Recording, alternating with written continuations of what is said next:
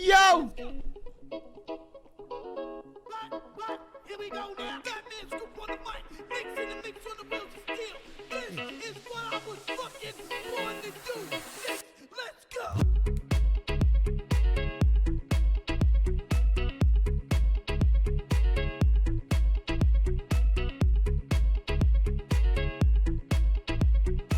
Yo!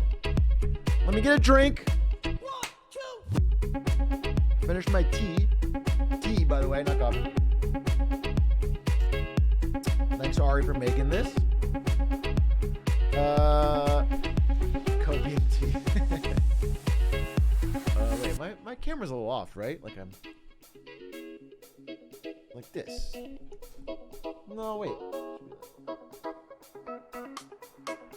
Should be like this, right? There we go. From the top, let's go.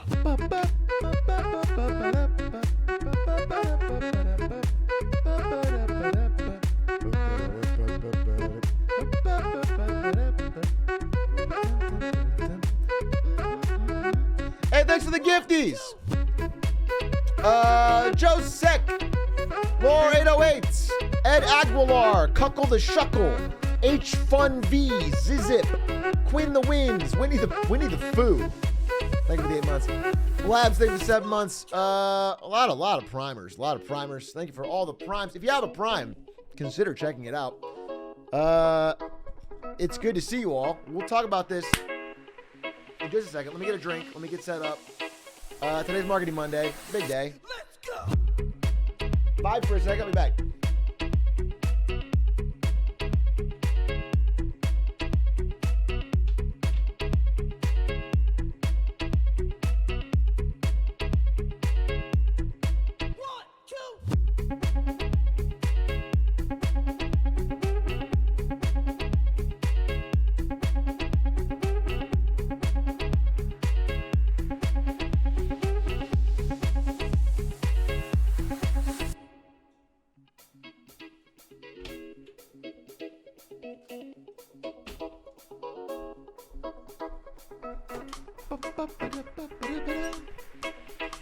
We got a marketing shirt. From the top, let's go. Stu Bear, thank you for the 9 months. Ixidor, thank you for the 17. Love the name. Frostiest, thank you for the 18. Ron Sue, thank you for the prime. The Fox, thank you for the 11 months. 1, 2.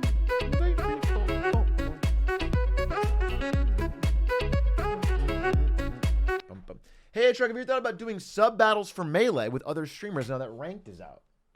How does sub battles work exactly? Isn't it? I never understood how it's not super imbalanced. That you just find the biggest tryhards in your community and then they win. How is it balanced? Like, how do you ensure they're all bad?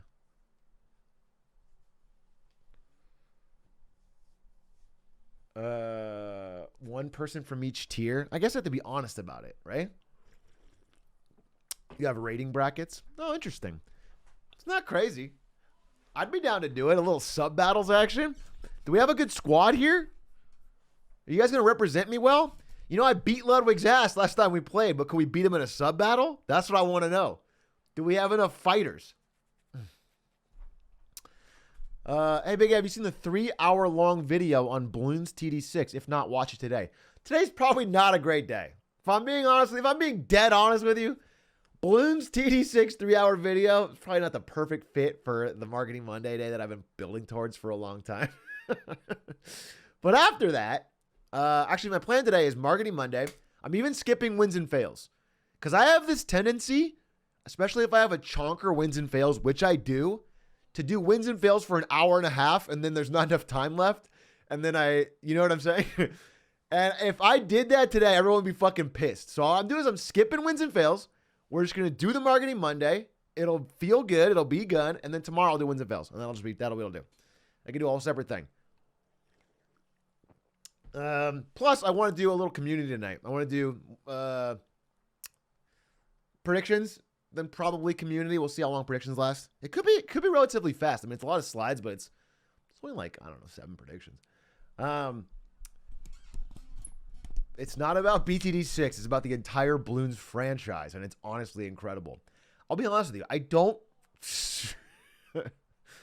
super care about the entire Bloons franchise. I'm really just a BTD6 player. I mean, unless there's like a history of Quincy, it's not really going to get me going. HR, I'm currently watching you under the giant hand in New Zealand. I am kind of a legend there. You should probably ask around. They know me in fucking Queenstown. What was that? It wasn't Queenstown. What was it? It was what the fuck was it? It was fuck, I literally forgot, dude. Wellington. It was Wellington. It's all the same, New Zealand. I'm a local legend, though, in Wellington. People know me, okay? My name rings in those streets. And I might come back. I may grace New Zealand my presence again, because I actually had a great fucking time. I'm glad you're there.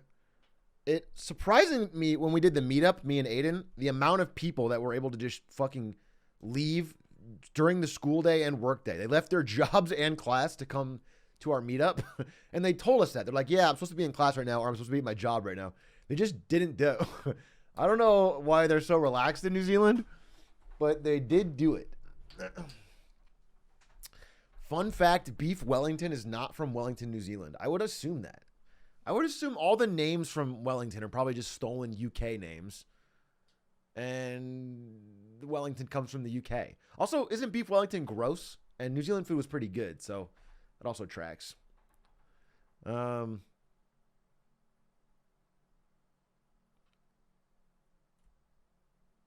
Do you... Wait, I thought you said...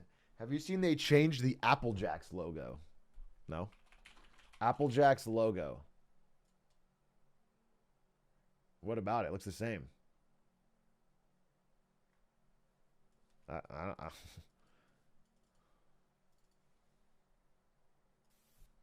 What's the problem? Is this the difference? What's the big fucking deal?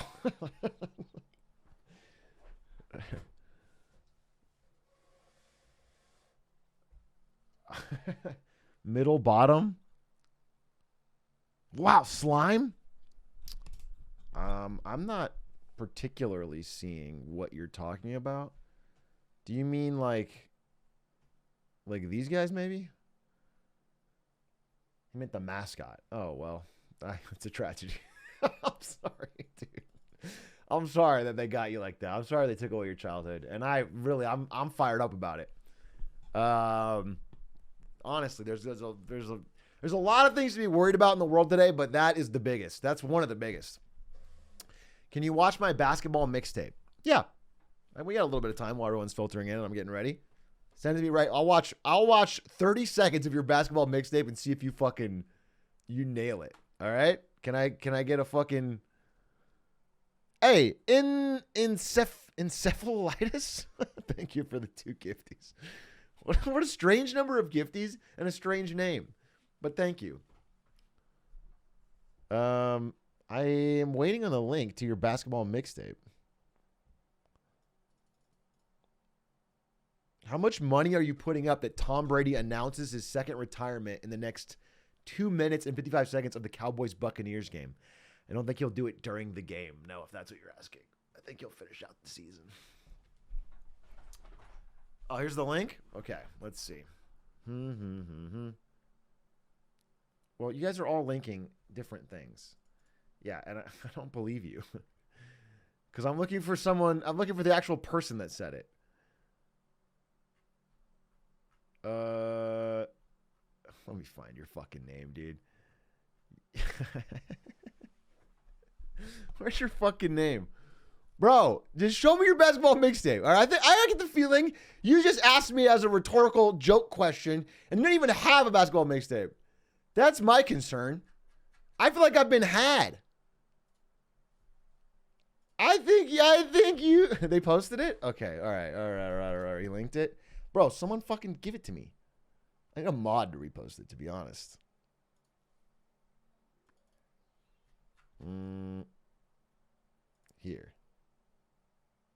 Here it is. Here it is. It's Marcus Gibson, class of 2023. All right. Let's see what we got.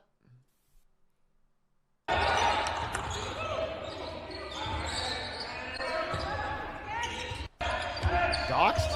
His name's on it. The video he sent. I watch on stream.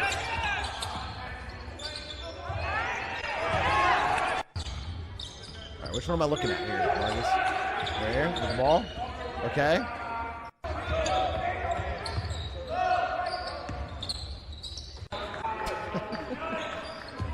Okay.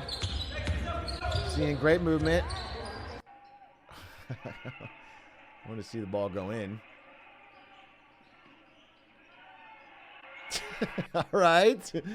Okay. Here it is.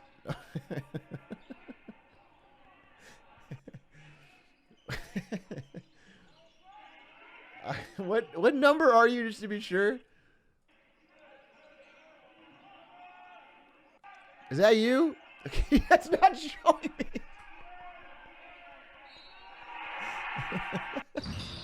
Yeah. The cuts are crazy, bro. He's on the bench. It's his entire highlight reel, and the dude's on the fucking bench. Yeah. Let's go, team. Let's go, team. He's really putting it up. Dude, the editing doesn't really track for me, and I've seen like one basket. Bro, it's cutting before every basket. I mean, I'd like to know if some of these go in.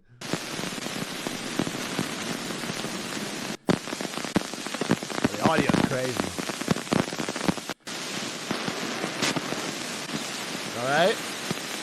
Rebound. An easy clap.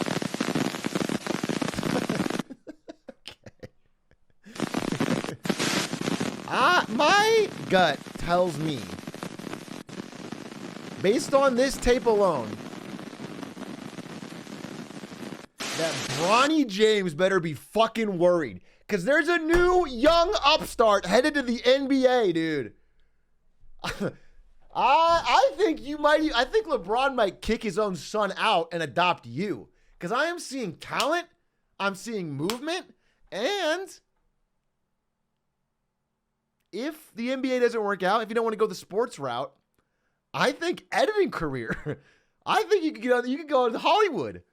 And you could be editing for fucking big budget movie. I think you got it all, dude. I think the world's your oyster based on this. So you have my vouch. And if I see you in the NBA, when we're doing off-brand courtside seats in a few years, well, dap me up, dude. Did you watch Last of Us show? I did not yet. No, I didn't. I really wanted to, but I haven't watched it yet. Don't spoil it. I really want to. I mean, I assume it's the game, but actually, my understanding is it is the game. But I've heard very good things. I really want to watch it. I'm very excited. We were gonna watch it as a group, and we couldn't organize everybody. So we'll see. We'll see. It's a really good adaptation. That's what I've heard. So today will be Big Marketing Monday. I'll be starting here in probably, 5 minutes. Pretty soon, I think. We'll get right into it. Maybe 8:20-ish. Anything going on? What's going on in the world with you fools? Before we jump into it.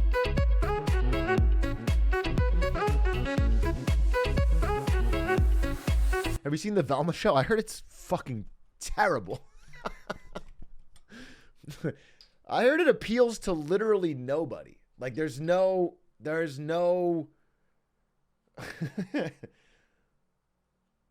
literally no group of people that would find it appealing. And it's literally just a fucking awful, awful show with no target demo. Yeah. So that's interesting that they went that route.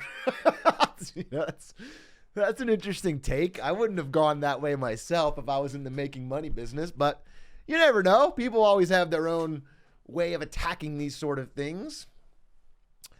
Velma's honestly the worst thing I've ever seen. Interesting. It's rated 1.4 out of 10 on IMDb. Velma, IMDb. Wow, 1.4 out of 10. That's gotta be one of the worst I've ever seen. Damn, it's got Glenn Howerton from Always Sunny in it. Should be on a top 10 worst TV show of all time list. This is atrocious. I watched the entire first episode and didn't laugh once, not even a chuckle. This made 27 minutes feel like an hour. Will she ever find her mom? I don't know, nor do I care. Why is this series about sex, and what does any of the random sexual situations have to do with Scooby-Doo? I also don't know, nor do I care. Speaking of which, oh, this was just weird. Where's Scooby and Shaggy? I guess in a show called Velma, you shouldn't be mad that Scooby and Shaggy didn't show up. I mean, it's obviously a spinoff. It's like, it's like if you watched fucking Joey and you're like, wait, where's the rest of the other friends? Where's Ross and Rachel? I thought this was a Friends reboot. Shouldn't they be part of this too? If only one kid's supposed to be Shaggy, it's because of the clothes. I personally feel like HBO owes everyone an apology for this abomination of a series. That's the most highly rated review on IMDb. Yikes. Yikes. Yikes. There's a Mandalorian season 3 trailer. I'll be honest with you, and this could sound fucking bad, but I am way more Andor pilled than I am Mandalorian pilled. Not that I didn't like The Mandalorian, but I liked Andor way more. So now I'm like Andor pilled, and so I'm less excited for. I'm gonna watch Mandalorian. I think I will. I mean, I liked it. I'm not, but I really want more Andor, to be honest. I'm an Andor fiend. Which is unfortunate because I think Baby Yoda made Mandalorian make $1 gazillion and do really well, and Andor did pretty poorly, which is kind of a bummer. But Andor's got a season 2, so are you gonna rematch NL? Yes, for sure. I don't know when or where. I'm not gonna promise a date because we haven't figured it out, but we are gonna do another trivia race or something, probably movie to movie or something, because we still talk about it. We like send each other our fucking scores on movie to movie. And he's the GOAT, and I got better, and it'd be fun. We're trying to get him, so we're gonna do it again. I'm seeing Puss in Boots tomorrow. No spoilers, but I understand it's about a cat who wears boots, which sounds, I mean, that's quirky. Why would a cat ever need boots? That's fucking crazy. The premise has already got me so intrigued. I'm over the moon. Max to the Max. That's a cool name. Max to the Max. Kind of like a cool name for like if you're a bunch of 14-year-olds at a skate park, that would be the coolest name of them all. Which is what we are basically here in this chat. And so you're the most wicked person here by far. Lovely Serious, thank you for the 8 months. Violet Vanessa, that's a cool name too. Thank you for the Prime. Zafara, thank you for the 17 months. I've become the team lead at a bot hunting company.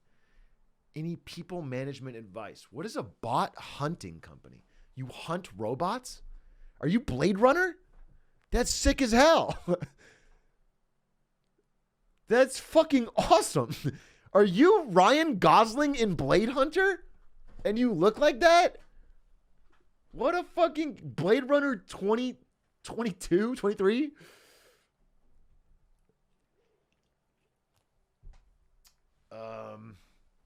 That's amazing. Good luck with that. People management advice. What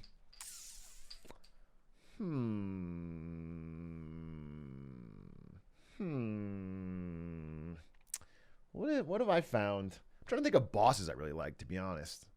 And what I thought was, well, okay, here's one thing I will honestly say, and this is like a little small detour, but when you're a boss and you have direct reports, you often have to do one-on-ones with them. Maybe like a weekly session to do a one-on-one. And in that one-on-one, there's an easy tendency to only talk about whatever the most recent pressing work is. What's going on this week, what's going on, whatever. And every one of those meetings just turns into like a status update about work, and then it moves on. But the good bosses I've known don't do that. And they take the time to carve out of those meetings and literally ask you how things are going big picture. How are you feeling at this company? Do you feel good about your growth? Are there projects you'd like to work on in the future? They talk about bigger picture stuff than that. So if you're trying to be a good manager, I would try not to only focus on this week's work over and over again, and try to get a general sense of what they want to work on, how they're feeling, if there's any bigger issues. That's what I would say. That's what I noticed from the best bosses. And I tried. I had very small teams, but I tried to do it. Although I'm so bad at it with my. I have employees now as a streamer, and I just streamer pilled it, dude. I just show up fucking late.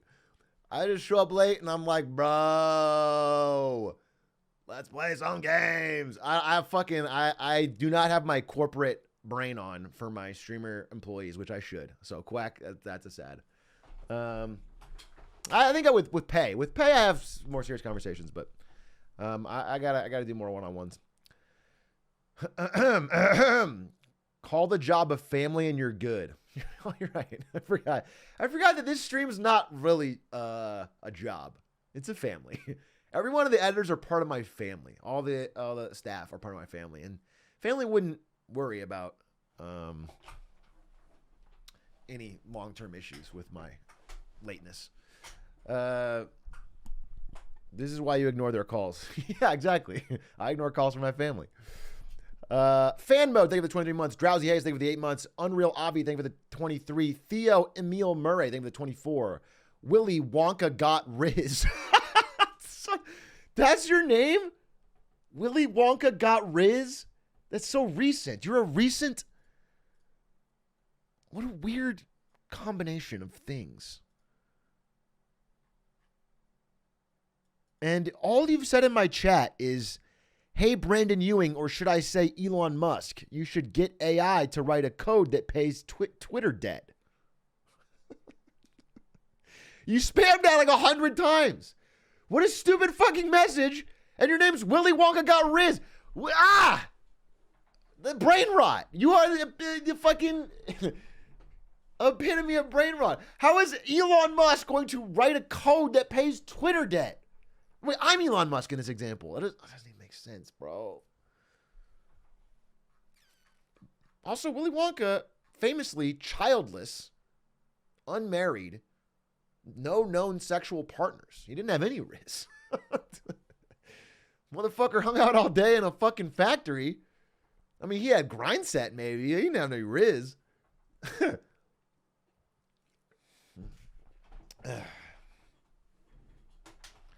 You know who had Riz was Grandpa Joe. Grandpa Joe had fucking no job, no money, still pulled, had like 4 fucking baddies in the bed with him, and fucking got to be able to do everything without, he fucking got to go to the fucking factory. He got the control of the fucking factory at the end. He like split it with Charlie. That was, I mean, it's charisma. I don't know if it's good. He's not a good person, but he had Riz.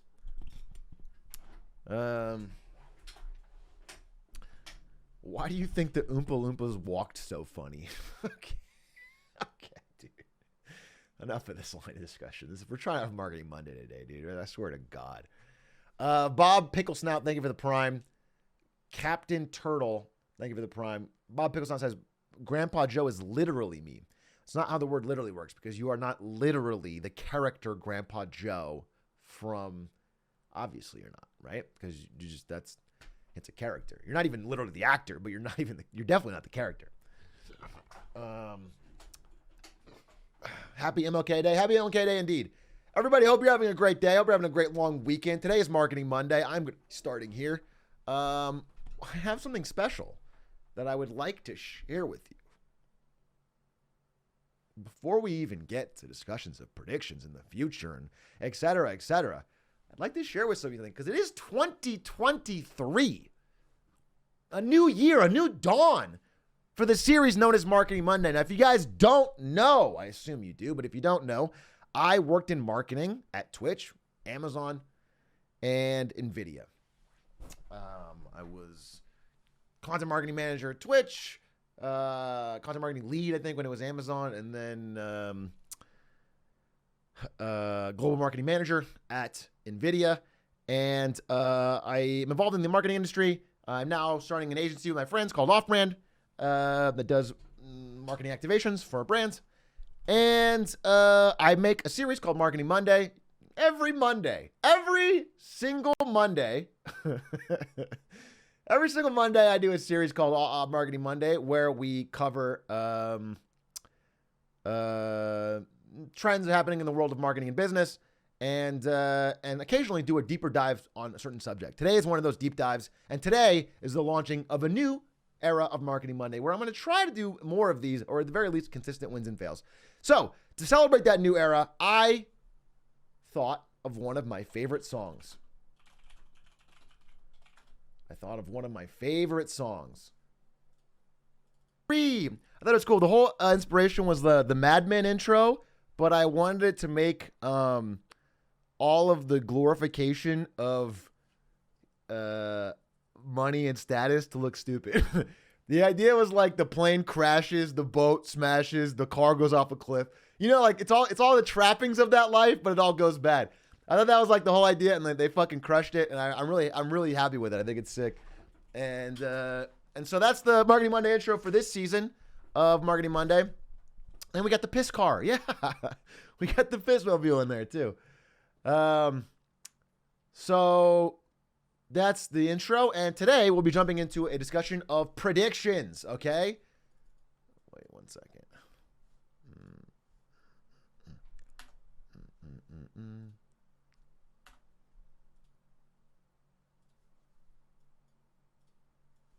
Get everything fucking. Can you post intro on YouTube? Yeah, probably. I think so. Yeah, we can do it. Okay. All right.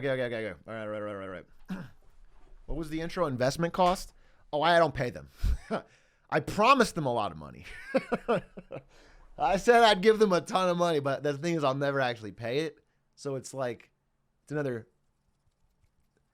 See, once they sent over the draft file, I said no changes. I yoink and I saved it, right? So you understand? This is kind of how it works. This is how the game works, bro. Yeah, no, I gave him Atrioc coin actually. I don't have cash. I pulled a Sam Bankman-Fried, dude. I don't have cash per se, okay, but what I do have is a very valuable $6 billion of Atrioc coin. It's worth just as good as cash, and I gave him that. So, literally, they're fine. All right. No, of course I paid them, and actually they could have charged way more because they have the credibility, but they literally reached out. That's how I got the opportunity. And gave me a sweetheart deal, which was still expensive for me, but they could have done like a big corporate client. And they said they're already so wealthy they don't need to do corporate clients. These guys just live in Australia and do cool animations. So I mean, it's a husband and wife actually. So I thought that was really sick. That was really nice of them, and shouts to them for fucking doing it. It really fucking means a lot to me because it looks cool as hell. But enough about that. Okay, there's only one word that matters here today. Predictions! Predictions, ladies and gentlemen. Since the time of the Mayans, people have been making predictions, and they've been getting them wrong. You see, the Mayan calendar said the world would end in 2012, and instead, we just got a really terrible movie about it. The inventor of the machine gun, Hiram Maxim, this guy here with a nice mustache, he predicted that when he invented the machine gun, he would end all war. He said his gun would be too good at death, so nobody would want to fight again. A few years later, we got World War I. Okay. The CEO of IBM, though, Thomas J. Watson, he was the head of the biggest company in computers. He said, I think there's a world market for maybe 5 computers total. A little off. And then most famously, probably one of the most favorite ones of all time, Steve Ballmer, see him here. He was the CEO of Microsoft after Bill Gates, said in 2007, there is no chance that the iPhone is going to get any significant market share. No chance. On camera to the press said this. Okay. So the one thing I noticed while looking back at all of these predictions, all throughout time, is that the one thing you can tell about predictions is that they're pretty much always wrong. Every single prediction you see from the past ends up being wrong. Welcome to Marketing Monday Predictions 2023. Let's go! Let's go! You see, the thing is, it's a little bit different here, okay? It's a little bit different here. Mine are a little bit different. Because I am going to give you the guide to the year ahead. I looked at all the trends for 2023, and I'm going to give you what I see coming down the pike for this year. It's going to be an important year in all of our lives, I believe. And I think I have a unique advantage. You see, marketers have always had a special eye for this stuff. For example, here's a series of ads I found from 1993 called You Will, from a company called AT&T that you know, about what the world would be like in the coming decades. Let's watch just a clip of this ad. Have you ever watched a movie you wanted to, the minute you wanted to? Learn special things. That's all taken from jazz. Know any questions? From faraway places. Oakland? So where did jazz come from? Good question. Twitch. Or tucked your baby in. From a phone booth. You will. So, they got a lot right in that ad. They predicted Netflix, live streaming, FaceTime, and a bunch more. They, for some reason in the past, still thought we would use phone booths for the rest of eternity instead of, but that was pretty accurate for 1993. The only thing they really got wrong was, And the company that'll bring it to you, AT&T. was that. Because it was Google, Netflix, but hey, that's what they're paid to do. Actually remarkably prescient. And there's a series of ads. So pretty much you could watch the whole thing. It's 2 minutes long. Remarkable number of things about the future they got right. And so I think marketers have a unique insight here. A little bit of the ahead of the curve edge. I even went back my predictions. Let me just see what, oh fuck. I even went back with my predictions to 100 years ago. To 1923 to see what they thought would happen in a century. This guy, Charles P. Steinmetz, who is an electrical expert, that's his job, electrical expert, that was a thing in 1923, said there would be no more hard work by 2023. He said electricity would cause us to have to only work 4 hours a day and that every city would be a spotless town. All thanks to electricity. Now, this didn't quite come true. In fact, when I looked into it, it looks like the main thing that we use electricity for in 2023 is to watch XQC watch SpongeBob.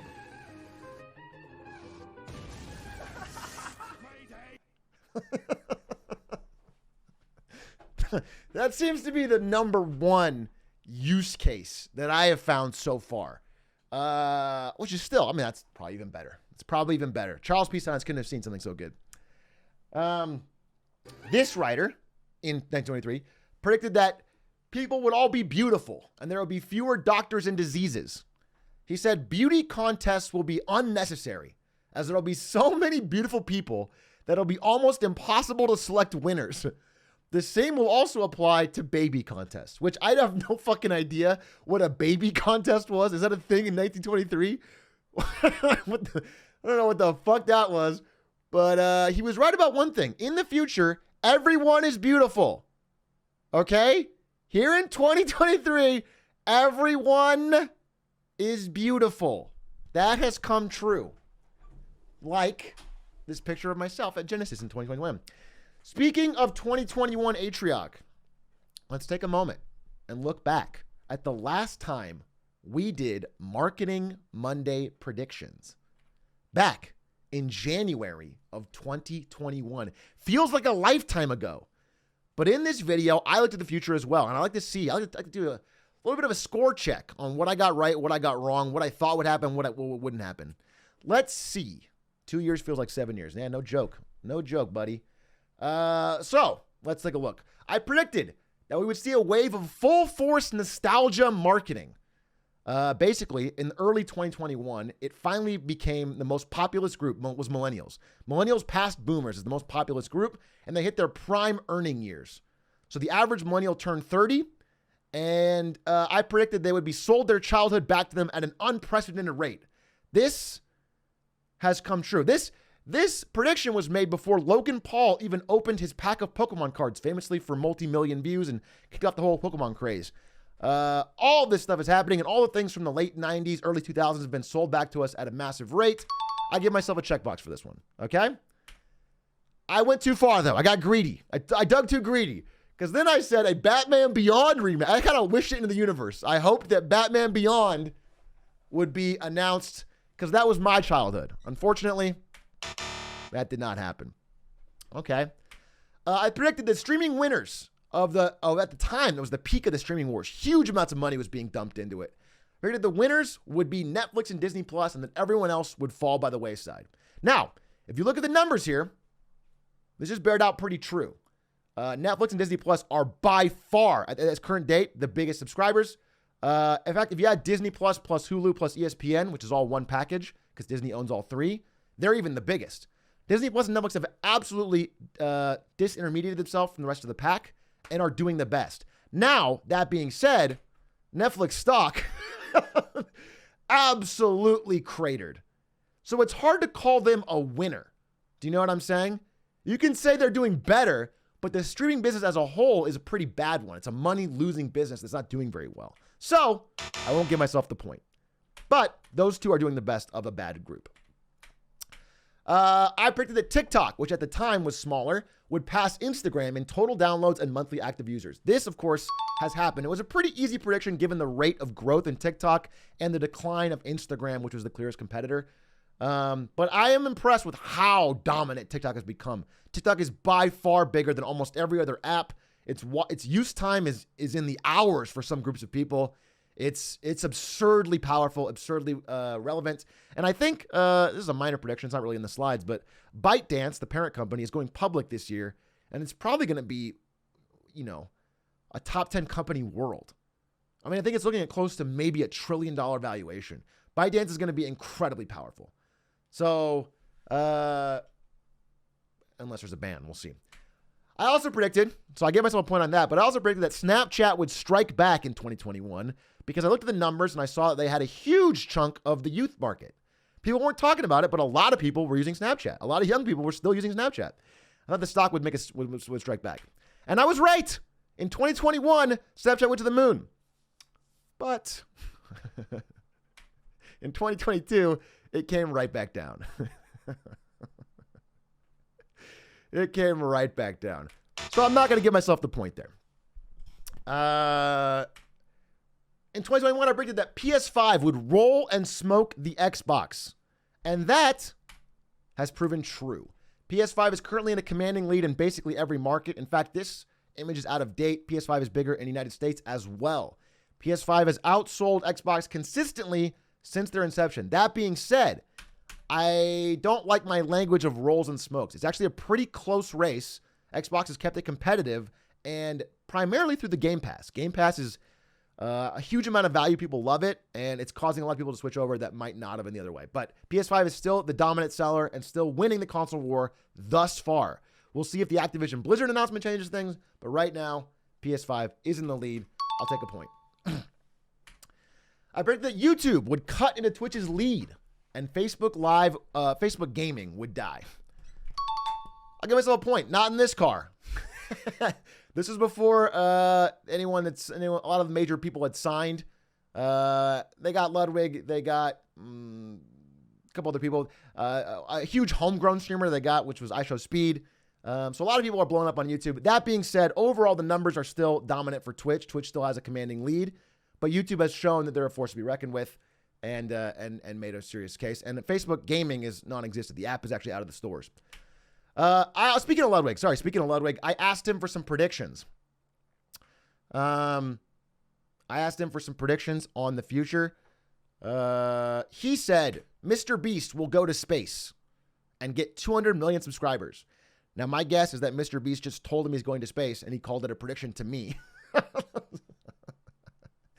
feel like that's a little insider trading, but if true, still very, very fucking cool. Cool prediction for the year. And $200 million, 200 million subscribers would be fucking amazing. He also predicted that Jake Paul will defeat all challengers and become the greatest boxer who ever lived, surpassing Muhammad Ali. This is a Ludwig prediction. And I think there's a real shot of this. I mean, look at that. Look at that fierce competitive stare. And because he was so right about that, I feel good about his next prediction. His third prediction and final prediction was that Atrioc would hit 1 million subscribers in the year 2023. So if you want to help make Leonard's prediction come true, hit that subscribe button below this video. We're currently at 500K and hopefully rising. If you appreciate the YouTube content, it means a lot to me if you get to subscribe. We have a lot of people watching now that are not subscribed. I used to lie when I say that, but ever since the Hitman video, it's actually like 80% people that are watching not subscribed on my channel, and they're all going through the logs and they're not subscribing. So hopefully we'll give it a chance. I predict, speaking of YouTube, sorry, keeping that going. I predicted for YouTube that they would build their own drops because I said that the two nuclear bombs of the streaming wars are drops and Prime. And YouTube can't currently match Prime, but they could match drops. Drops was actually a huge power play by Twitch that allowed all the big developers to want to stream on Twitch first because they can use drops to get huge amount of viewership on their new game. This happened. YouTube went after drops in a major way. They launched drops for Blizzard games, for Valorant, for Fortnite, for Supercell, which is Clash of Clans. They went all in on drops. This happened. YouTube has drops for a lot of different games, which allowed them to launch games on YouTube. I also predicted, on the flip side, that Twitch should improve VODs and discoverability, but they won't. Because I've worked at Twitch. I know how it works. I know that they don't care. I know that they won't care. I know that it's kind of a hard problem. They just keep ignoring it. I'm going to give myself 2 check marks for that because it's been 2 years and not one iota of anything has happened. Not one change. Not even the tiniest improvement in 2 years in VODs and discoverability, which are awful on Twitch. So, okay, that's fine. I predicted that creators would start their own businesses, that a creator or team of creators would announce a game that they own. The idea being the creator economy was growing at a rapid pace, that creators were the biggest way people were discovering new games, and it just made sense for them to capture the upside and create their own games. This happened. Dr. Disrespect announced Dead Drop, his own game. 100 Thieves announced plans to develop their game Project X. 100 Thieves is the perfect example because they're going to literally use every creator in 100 Thieves to promote a game that the company owns to make massive upside and massive money instead of giving it to a publisher. Donkey announced Big Mode, and he's publishing Animal Well, which already looks amazing. And he's using his clout, his leverage, and his audience and his channel to launch an indie game that would otherwise be hard to discover. I give myself a point for this one. Then, sadly, at the end of the predictions in 2021, I forgot about this, but I predicted that we'd have a year of loneliness. I predicted that 2021 would be a lonely year, that people were going to be isolated more. They'll have less avenues of community. Generally, overall, be a sad kind of year. I'm not going to give myself a point or not for that. It depends on the person. But if you felt that in chat, feel free to think back. So that was my prediction. I also predicted the Tesla bubble would pop. I literally put LMAO in it. I really undercut that sad slide with this. I don't know why now in 2021, this didn't happen, but in 2022, this happened in a major way. Elon Musk has set the Guinness World Record for losing the most personal wealth ever. $182 billion of personal wealth lost by Elon in his Tesla shares, which has cratered in value, something like 70% down.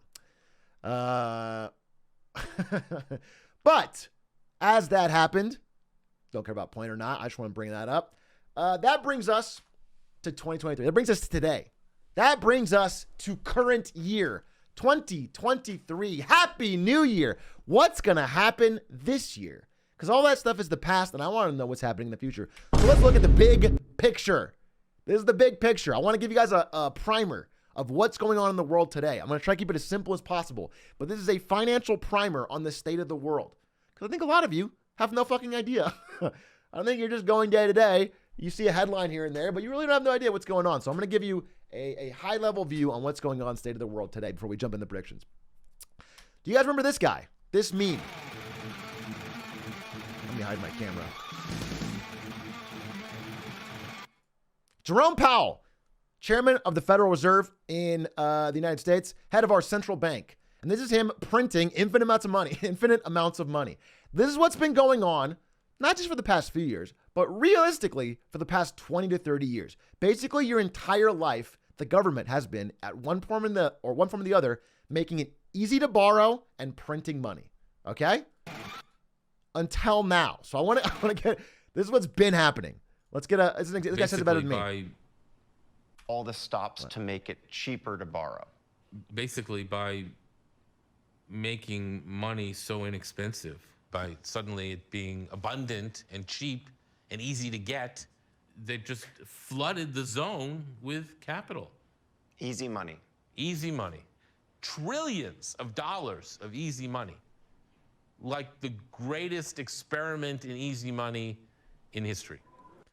That's what we've been in. We've been in the greatest experiment in easy money in history. And by God, it's been good. It's been awesome. What an awesome time to live. The greatest experiment in easy money. Things have been going up, and to the right, baby. This is the stock market for the past 100 years. Specifically, look at the last 30. Look at the 80s when they started doing this. Since this low point in the 80s, we have seen basically a meteoric rise in the value of almost all assets. These gray bars are recessions. So you'll notice after any kind of recession, immediately the government starts stimulating like crazy, printing like crazy to get it bounced back up. We don't allow anything to go down. It can never go down because then we pop it right back up. So we've been inhaling MDMA and cocaine and Cialis to make sure there's no downsides ever. Only good things. And it's all been great. Stocks are up. Housing prices are up. If you'll notice right now, housing prices are higher by a lot than they ever were during the housing bubble of 2007. They're like twice as high. Housing prices are at all-time high. If you own houses, if you own stocks, everything has been great. The government prints money. That money's been going into assets. Your asset values go up. Everything is awesome. And then something happened. Then a little thing called COVID happened, and the government went back to its old playbook. Let's print money. But the problem is, this time they went a little bit too far. This time, they printed more than ever before by like a factor of 10. This is the amount of money in total circulation. This is M2 money supply. You'll notice right around COVID, it spikes at a level you've never seen. That is literally like $10 trillion. Actually, more like $6 trillion. $6 trillion new dollars added in a span of months to the total supply. So now, even though we've been sort of putting off this problem and it's been growing steadily, now it went overboard. Now we injected heroin straight into the veins. Now the problem got real. And the second this happened, the amount of money started surging in, things went from good to great. Instead of just getting housing prices going up and stocks going up, we started inventing new things to go up. We got Bored Apes.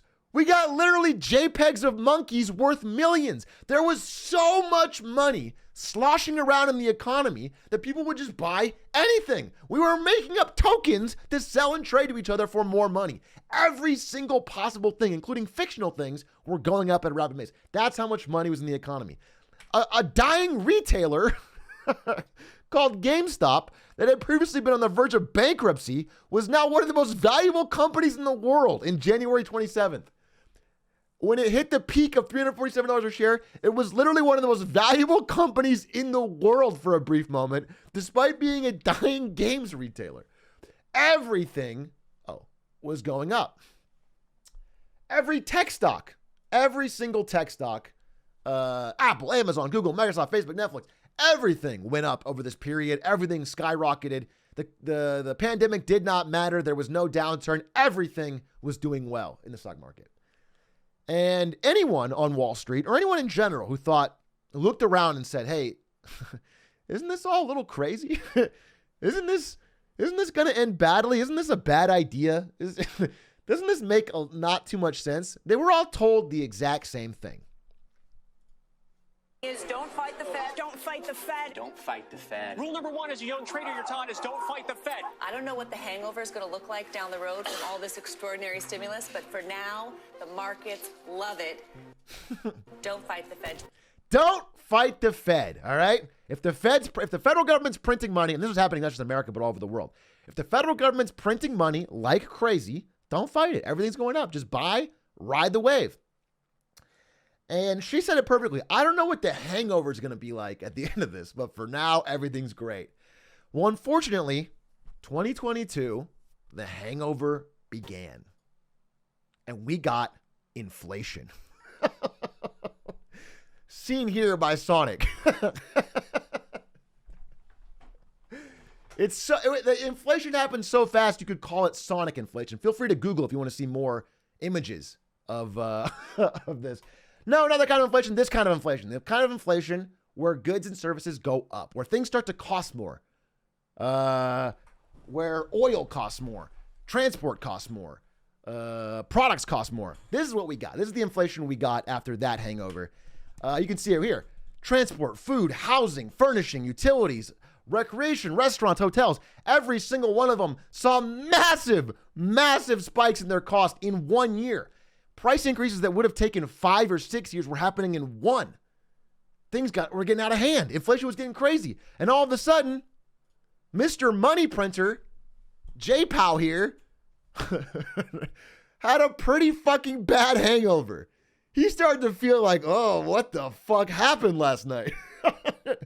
Inflation's got fucking crazy.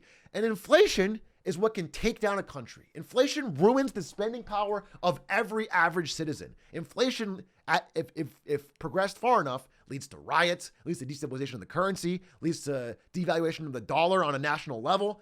Inflation is a terrible outcome. So he's got to figure out how to get it down fast. He's quickly got to get rid of this hangover fast because things are going to be a real problem.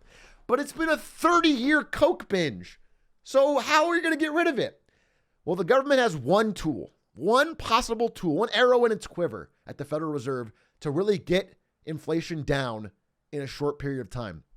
And that is interest rates. Oh, again, I'm covering it. Interest rates.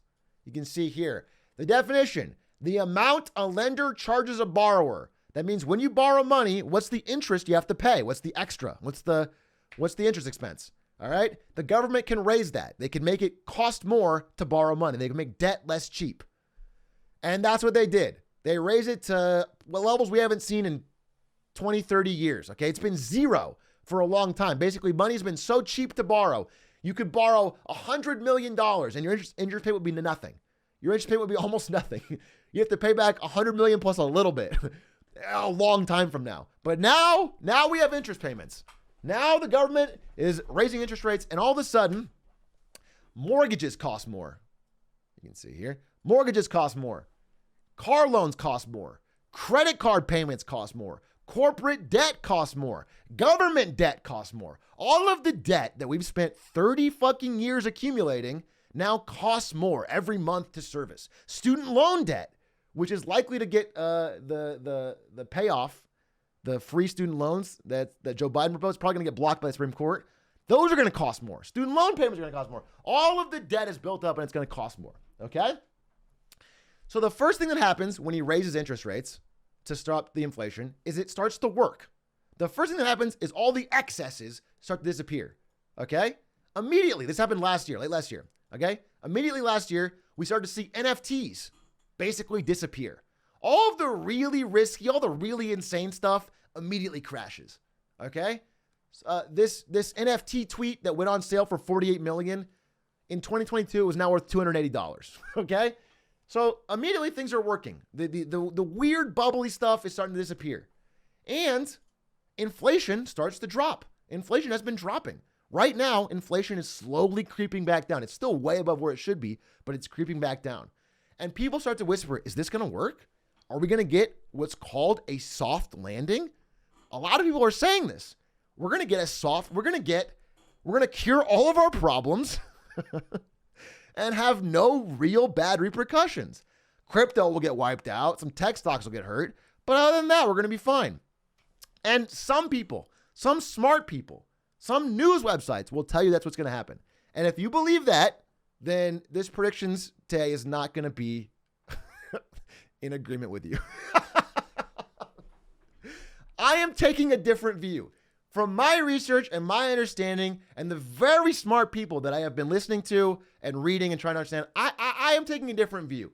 And so I want to tell you before we jump into everything, that it's not going to be the most rosy outlook in today's predictions. I'm not going to give you the most positive spin on everything. I'm a positive person. I'm an optimistic person, but I want to be realistic about what I think is happening in the year ahead. And so I just want you to know that I'm not predicting a total soft landing. But anyway, they're saying it's going to be a soft landing. Now, my understanding is that, or it's a phrase I heard, is that it's not the helmet hitting helmet that's the problem. It's the second concussion or second impact where the brain hits the skull. I think that the popping of the NFT bubble and the crypto bubble and some of the technology bubbles is the first impact. That's helmet hitting helmet.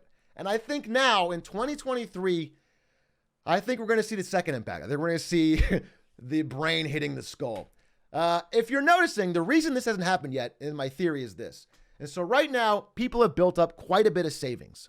During the 30 years of easy money, and especially during the pandemic, people have built up a lot of savings. That savings is now gone. As of this year, in 2022, they could kind of use their savings. Now savings is gone.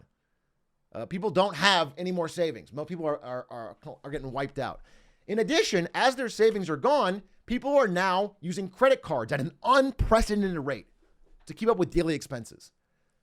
About half, 46% of all credit card customers do not pay off their balance in full, which means every month the debt snowball is getting bigger. Every month they're getting interest payments and more debt racking up on that credit card. That's half of all users. And the number of users is rising.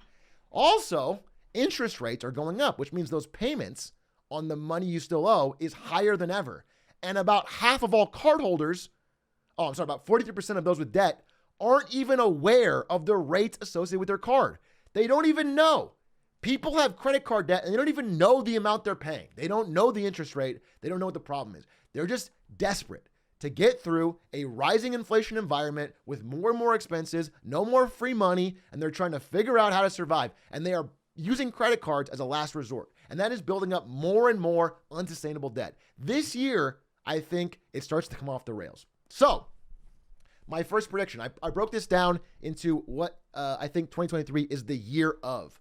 My first prediction is that 2023, unfortunately, will be the year of layoffs. I think this year is going to have layoffs at a level we haven't seen in a very, very long time. Now, already, we've seen 24,000 employees laid off by 91 tech companies. It's been mostly in tech companies. And if it was just in tech, which already had massive growth, this wouldn't really be a big deal.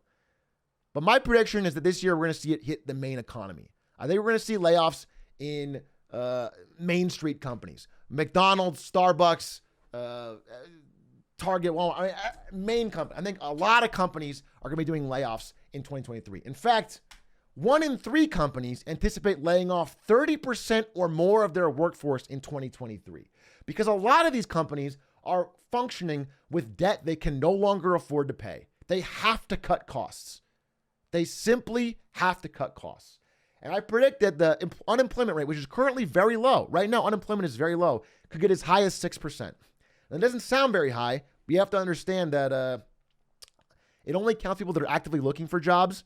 And a lot of people lately have been dropping out of looking altogether, especially men. A lot of men, whenever they lose their job or just can't find one they don't want, just stop looking. They just don't feel like it's worth their time to look, which sometimes you can't blame them if there's no good options. But this is happening. This is happening all over. And so I think we're going to have a pretty serious unemployment problem during this year as a real impact of the rising interest rates. Finally choking off all of the debt that has built up a huge bubble in everything for a very long time. Following that trend, I predict this will be the year that we see every single meme die. Now, you might say 2022, they kind of died, right? 2022 was really where the bubble popped. Yes, the bubble popped. But a lot of people are saying they're going to bounce back. That they're going to go back to the moon, that it's a dip, that it's a gully. In my mind, from what I'm looking at, everything is going to zero. I think there's going to be a record number of public companies that literally go bankrupt in 2023, maybe early 24. First up, Binance. All right? Binance, in my mind, is really no different from FTX. They have an insane amount of obfuscation about what they actually own, and they have a lot of money tied up in weird coins that are really just minted by Binance. Currently, they're bleeding assets. Customers are pulling out at a record rate. $12 billion were pulled out in the last 60 days. And eventually, this run on the bank is going to lead to some problems. There's just no way that Binance can remain solvent at the current rate of withdrawals. I don't see it. I personally don't see it. But it is a black box. There's no hard data on what they have because they don't release anything. There's no auditors. Auditors refuse to audit them, actually, because they know it'll be a fraud. So in my mind, Binance is doomed this year at this rate. Coinbase is doomed this year. Coinbase is not a fraud, but Coinbase is a bad business. Coinbase only makes money if people trade crypto all the time.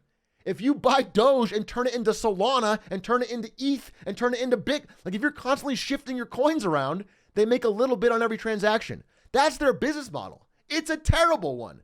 The average crypto owner nowadays basically only does one thing. They buy Bitcoin or ETH and they hold. And that's a few and far between. Everyone's pulling out. So as everyone runs out of Coinbase and doesn't do trading, this business makes no sense. They just can't afford their massive headquarters, their sponsorships, and all their employees. They're losing money too fast. And no one's going to give them the free debt they would have gotten in earlier years. I think Coinbase is going to zero or close to zero this year. On that note, Bed Bath & Beyond. Now, a lot of you are part of the meme stock craze group. Maybe you read Wall Street Bets all the time, maybe whatever. Bed Bath & Beyond in the past day has been surging as retail investors buy in. That means average Joes like you and me have been buying into Bed Bath & Beyond, a company that is surely headed to zero. This is a failing, dying retailer. It has messy stores, bad management, no same-store sale growth, no customers, no real differentiation in the market. This thing is collapsing. In fact, this is a great slide from some of their investors who were so furious at the management that said the CEO was getting best-in-class pay for worst-in-class performance.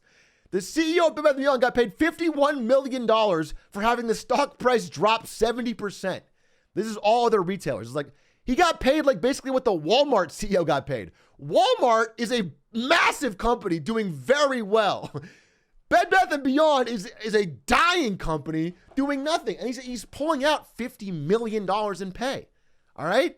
This company is basically a scam to enrich the board and the management over the shareholders, which are going to go to zero. If you're buying Bed Bath & Beyond shares and holding it, I think you're going to end up with exactly zero.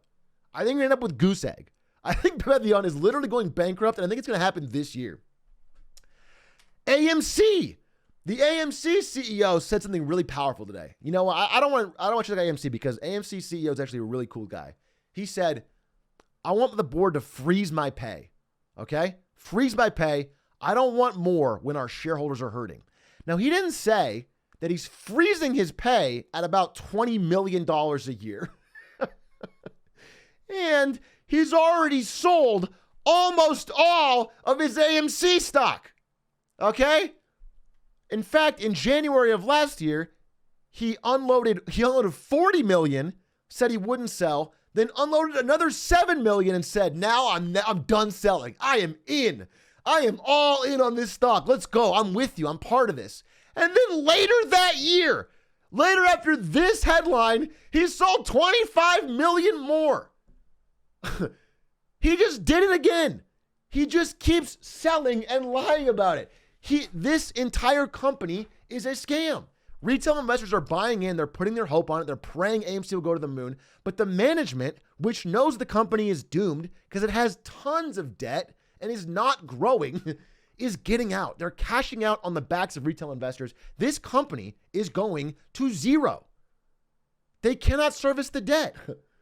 Carvana. Cars in vending machines was a great idea in 2021. In 2022, it doesn't make a lot of sense. They're cutting workers. Their sales are down. And they have like all these other companies I'm talking about, they have a debt squeeze.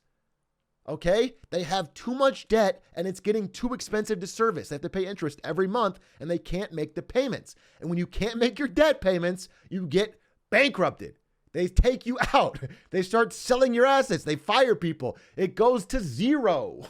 Zero. Carvana is going to zero. Silvergate Capital. This is one of the largest crypto banks. FTX collapse led to everybody pulling their money out.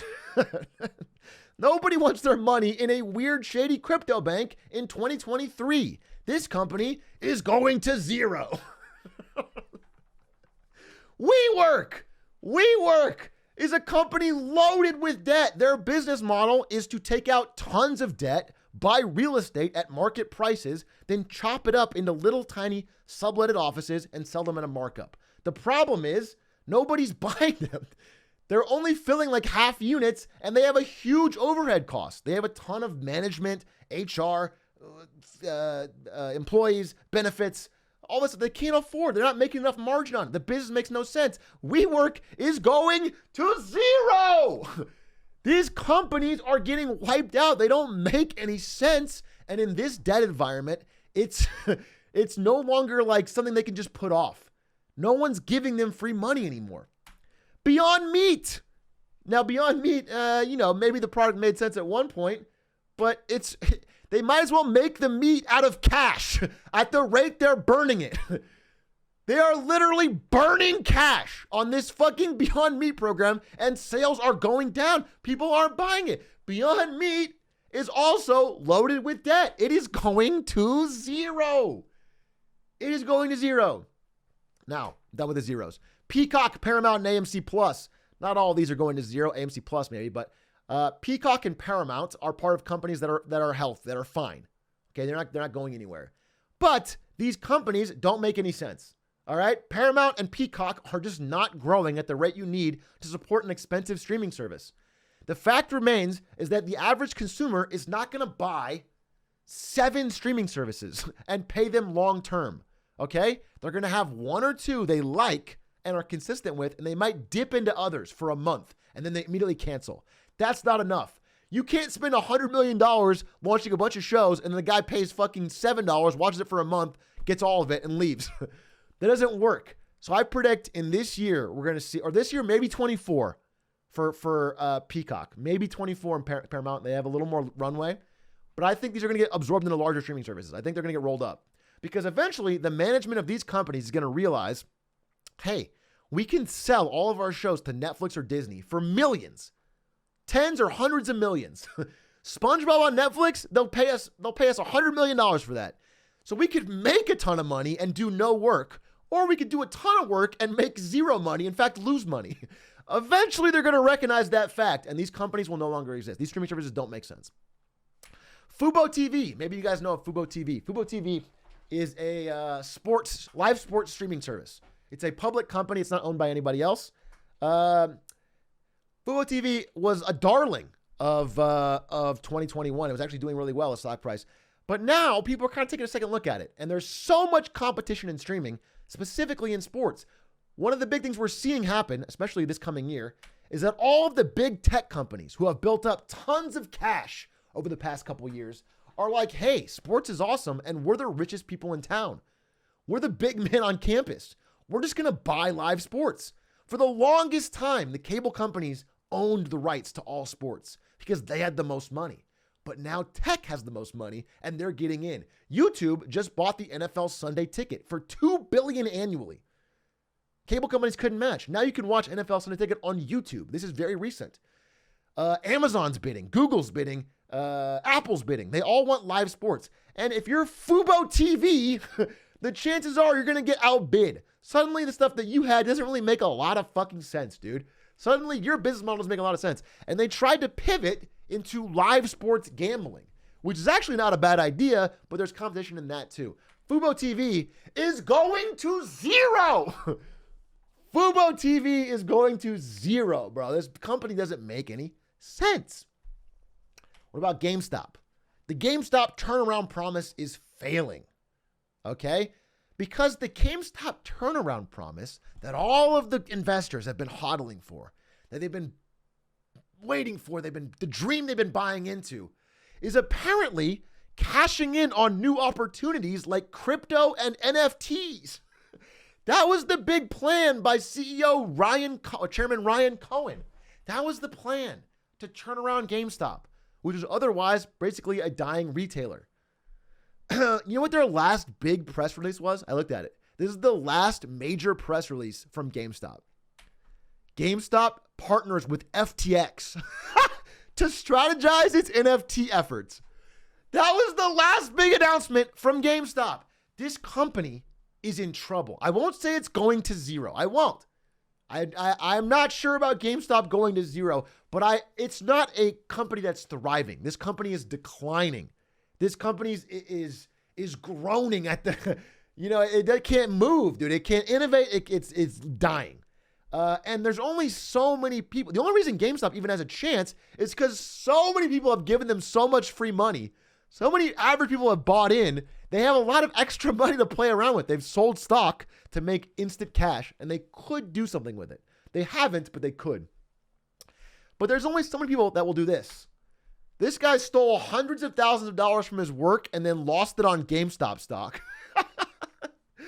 There's only so many people that can do that. And eventually GameStop's going to run out of suckers who will ruin their lives to dump it into GameStop.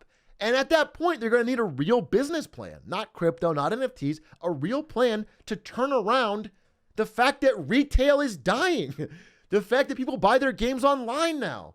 They have to figure that problem out, and they haven't, and they probably won't. And if you're betting on them to succeed and you're listening to all this stuff online, I got to be honest with you, it's probably not going to work, man. I think this company is going down. I don't know about this zero, but it's going down.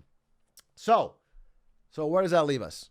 Where does that leave us? If people can't gamble on crypto, if people can't gamble on NFTs, if they can't gamble on meme stocks, what are they going to do? What's going to happen in 2023? If all these things go to zero, everyone's going to be pissed off because they put their money into that. What are they going to do? They're going to gamble on actual gambling. The year of sports betting. FanDuel and DraftKings are about to have a fucking banner year. People are going to get into sports betting in a major way, and in fact, already are. So, almost every state has now legalized it. This happened within like a few years. It went from almost no states having it to almost every state having it as part of a concerted, powerful lobbying effort by the online gambling companies. They put a ton of money into it. They went state by state. They were organized. They were determined, and they slowly but surely turned every state into a legal gambling state. 3 more were added last year, and a couple more will be happening this year. I believe, from my research, there's a good chance it would be Georgia, Minnesota, and Vermont will likely get legalized this year.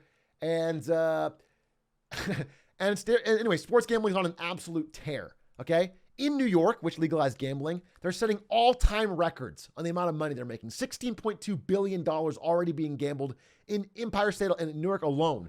In just 1 year, in the first year. People are gambling like fucking crazy.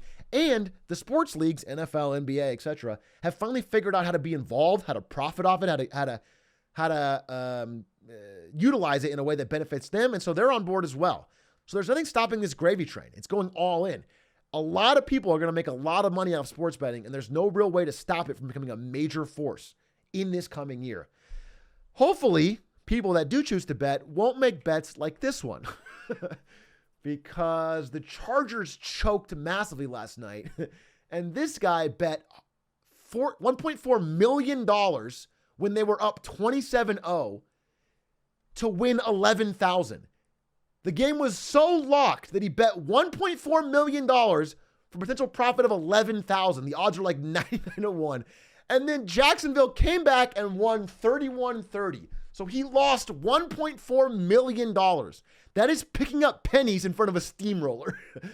The risk was so high to win so little.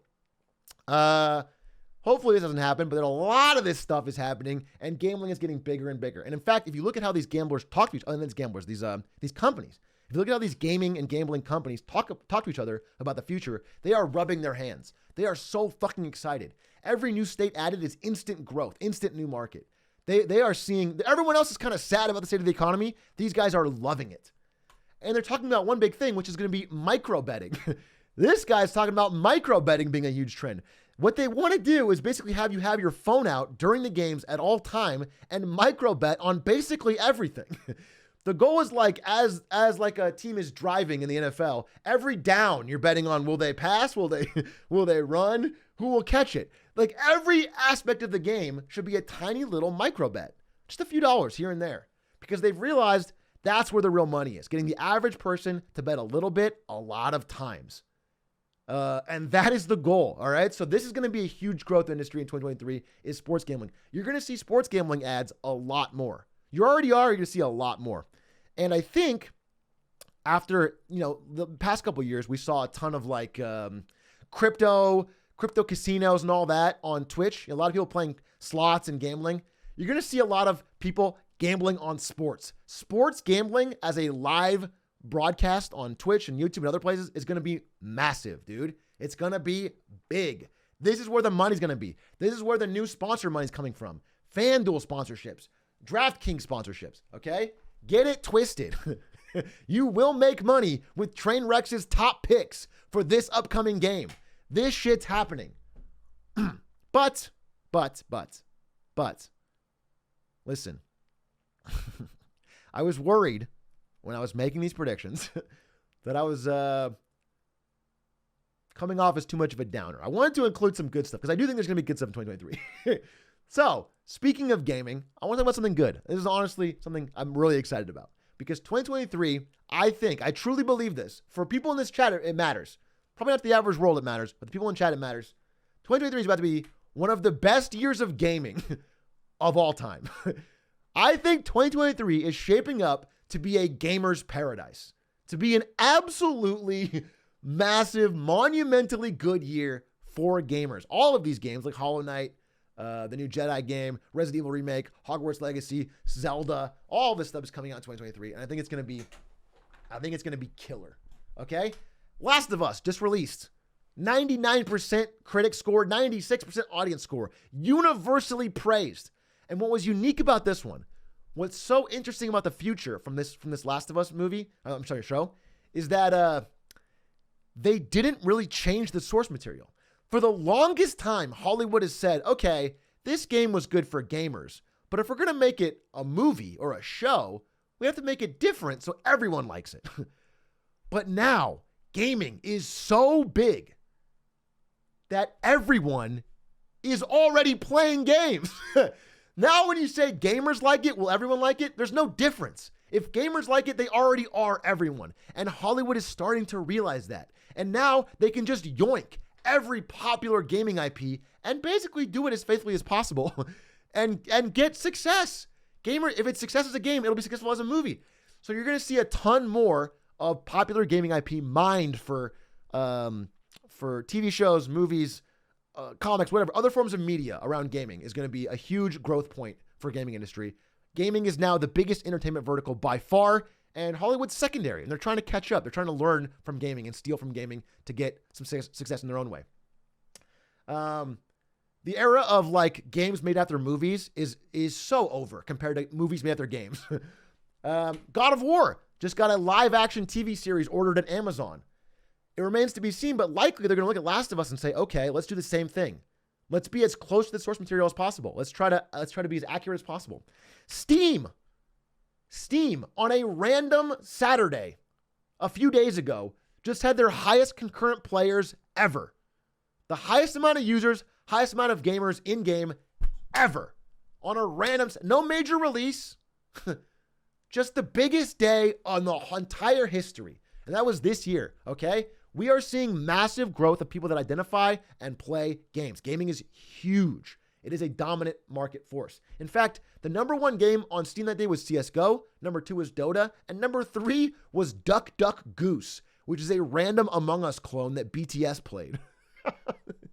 Okay? It's just, there's no AAA releases. People are just playing games more than ever. All over the world from different groups than you'd think. But I said one thing that doesn't make sense, right? I said earlier, we're probably going to have a pretty rough year economically. At least my belief. I believe we're going to have a pretty rough year. I think we're going to have layoffs.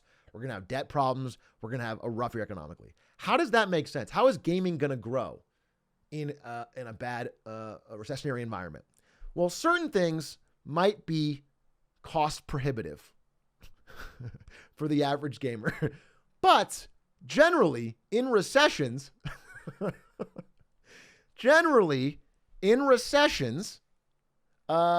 gaming has done incredible. Video game industry is actually proven to be recession proof.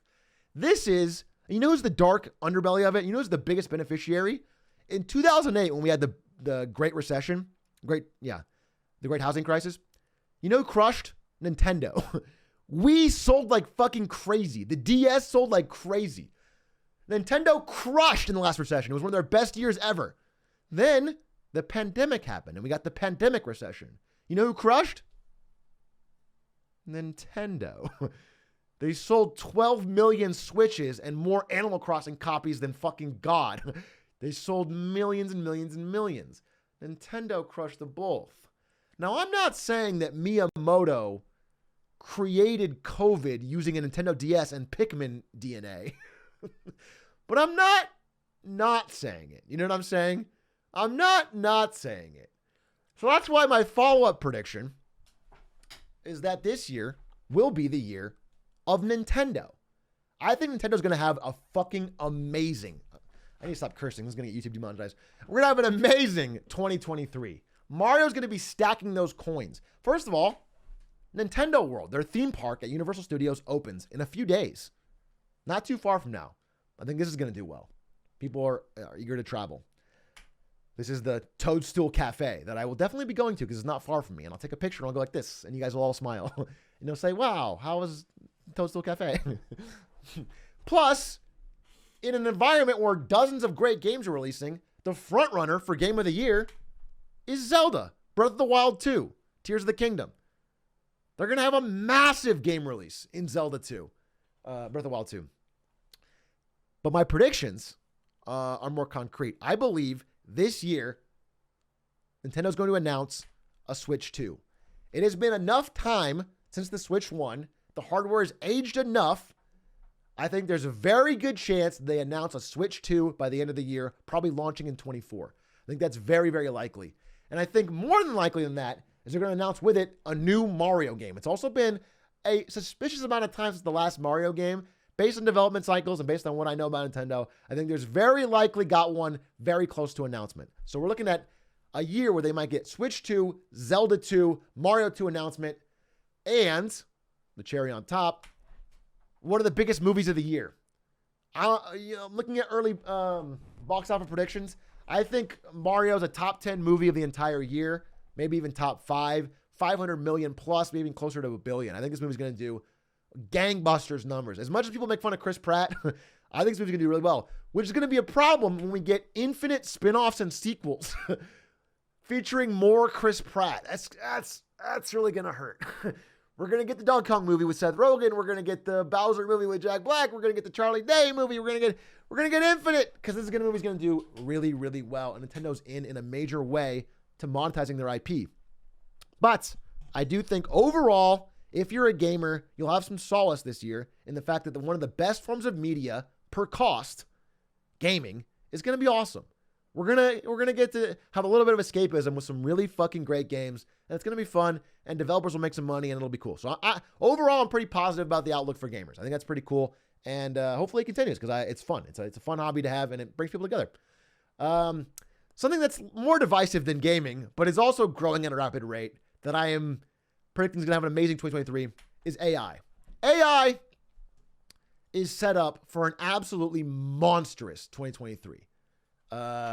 After the slow buildup, it has started to ramp in 22, and in 23 we get commercial applications. So remember how every single person on the internet was getting involved in crypto and NFTs and talking about all the crypto startups and all of that? Everybody's pivoting the new buzzword to AI. All the wheels are spinning. Everyone's pivoting. Everyone's going. The only thing is, the difference this time is that AI actually has real world applications. AI can actually make something for cheaper than something else. AI can actually do work faster than something else. Unlike crypto, which basically was all smoke and mirrors and no actual applications, AI is going to actually change things. And the amount of money being poured into it, this cart represents every investor in Silicon Valley. The amount of money being poured into it is astronomical. Okay? We're going to see so much adoption of AI by corporations, by startups, by everything, by all aspects of our life. We're going to see it start touching it in 2023. 2023 is where the trend begins. This is a photo of the party that is AI that you're not invited to. Key thing about this photo is it's not real. Every human in this photo is not real. This was all generated in 0.1 seconds by AI. They can now generate completely new humans for modeling photos, for whatever. I mean, literally, they do have scary teeth. They have scary teeth, and actually they have scary fingers if you see them too. It's not quite there, but it's getting close. It's getting close. This is ChatGPT's release in June 2022. There was a small pause for about a year, and then all of a sudden, everything started coming out. These are all the different AI networks pushed by Huawei, Google, NVIDIA, OpenAI. These are all coming out. This is a Megatron. This is Meta's. This is Lambda from Google. Tons of them are all flooding. There's so much innovation happening in AI that's all hitting right about now. And they're racing. It's an absolute race from all the corporate titans of the world to find a way to get it into your hands to make money off it as quick as possible. And we're going to see that coming from everyone. A lot of these attempts won't work. A lot of them will be stupid or weird or a little off center or just not make sense, but they're going to try. And you're going to hear about it all the time for the full year. Google, particularly, let's talk about them, is freaking out. ChatGPT had Google call a code red, which got them their best strike force to figure out what the fuck they're going to do about ChatGPT, because Google has sat on their ass for a very long time. I know they've done all the fun things, Google Balloons, Google Glass, but none of them made any money. The entire business has been own search, print money. But for the first time ever, there's finally a challenger to Google's domination of search. People may, in a not too distant future, use an AI assistant to search. They might ask a question to an AI, which will give them an actually detailed, thoughtful response with everything they needed. It might be better than the search results, which are getting worse over time. And Google is freaking out. So they put their absolute best team on it, and they're figuring out how to compete with ChatGPT immediately. Google will this year release an answer. They're going to try and figure out how to get AI involved in their product as soon as possible. This, of course, is what I assume their strike force is. This is what I assume Google's elite strike force is, okay? A bunch of Silicon Valley engineers on Google bikes with rainbow balloons.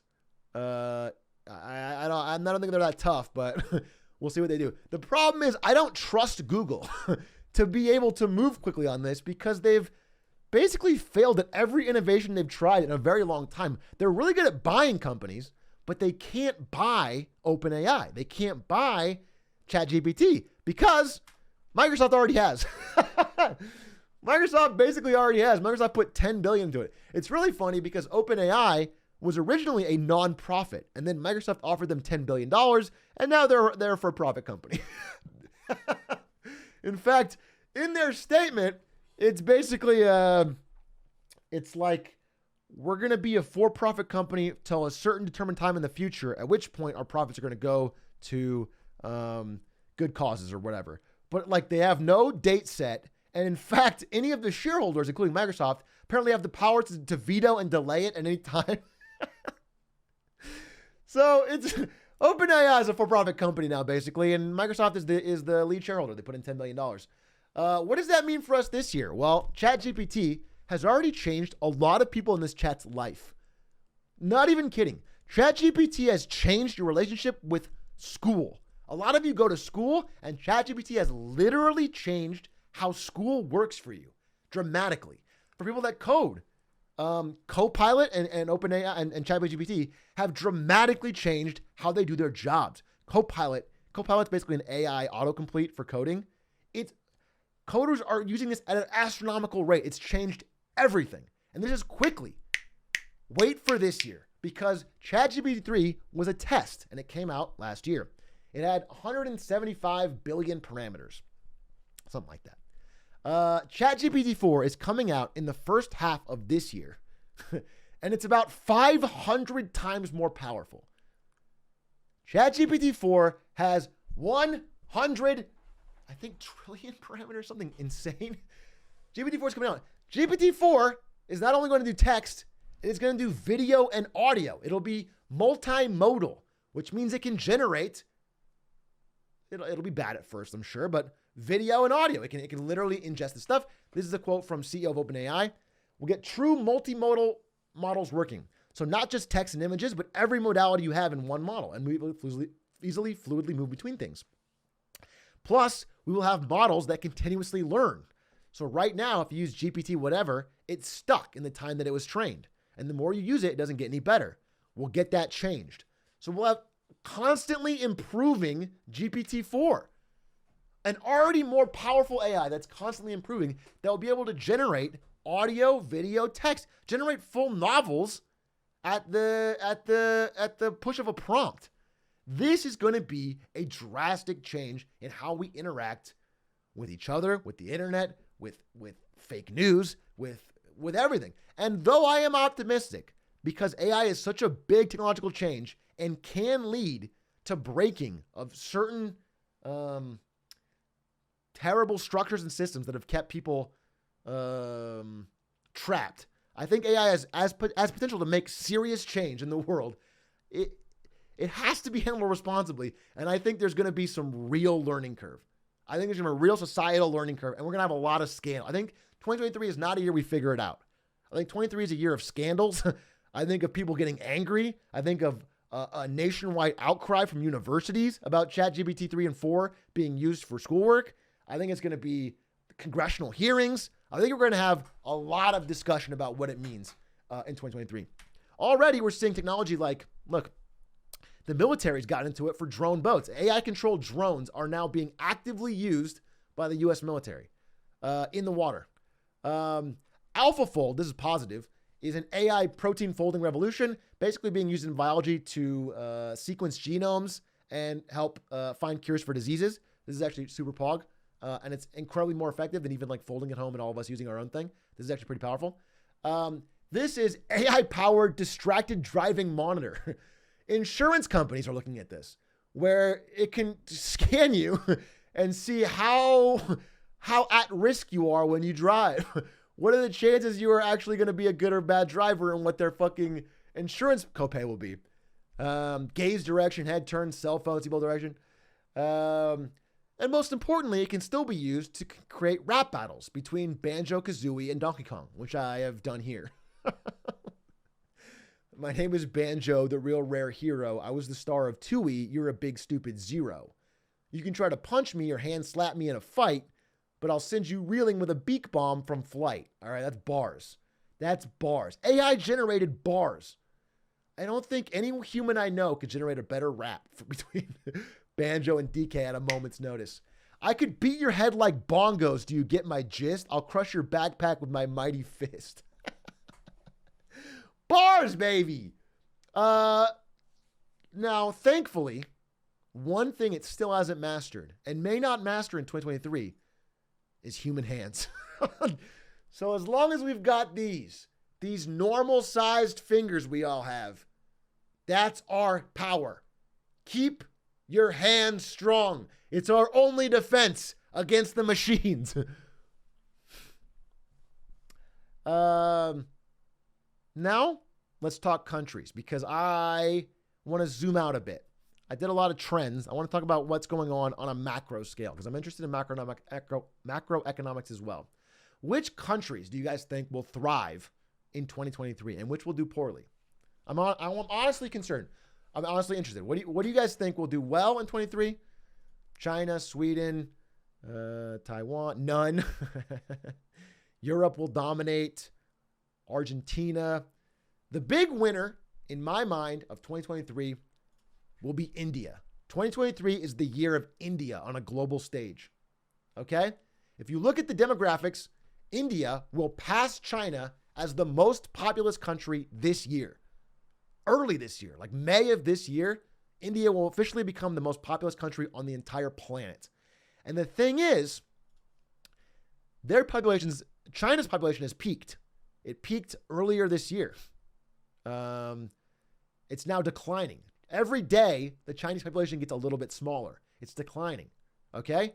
India's doesn't peak until 2064, which means they have like 40 years of population growth ahead of them. And while China's population is aging and already pretty old and doesn't have enough young people coming in to replace the old people, India has the exact reverse. India has a massive population of young people and has 40 years of growth. There's a few countries in history that have had this good of demographics. 1, America in the 50s. 2, China in like 1990. India now. If you look at what happened to America in the 50s, fucking 40 years of amazing growth. China in the 90s, 40 years of amazing growth. And now India, I think we're going to set for a huge wave for India. And unlike China, which is currently in a battle with the United States for global supremacy, we're splitting from a unipolar world to a multipolar world where countries have to kind of pick sides between US and China. And supply chains can no longer run between China and the United States. India is outside of all that.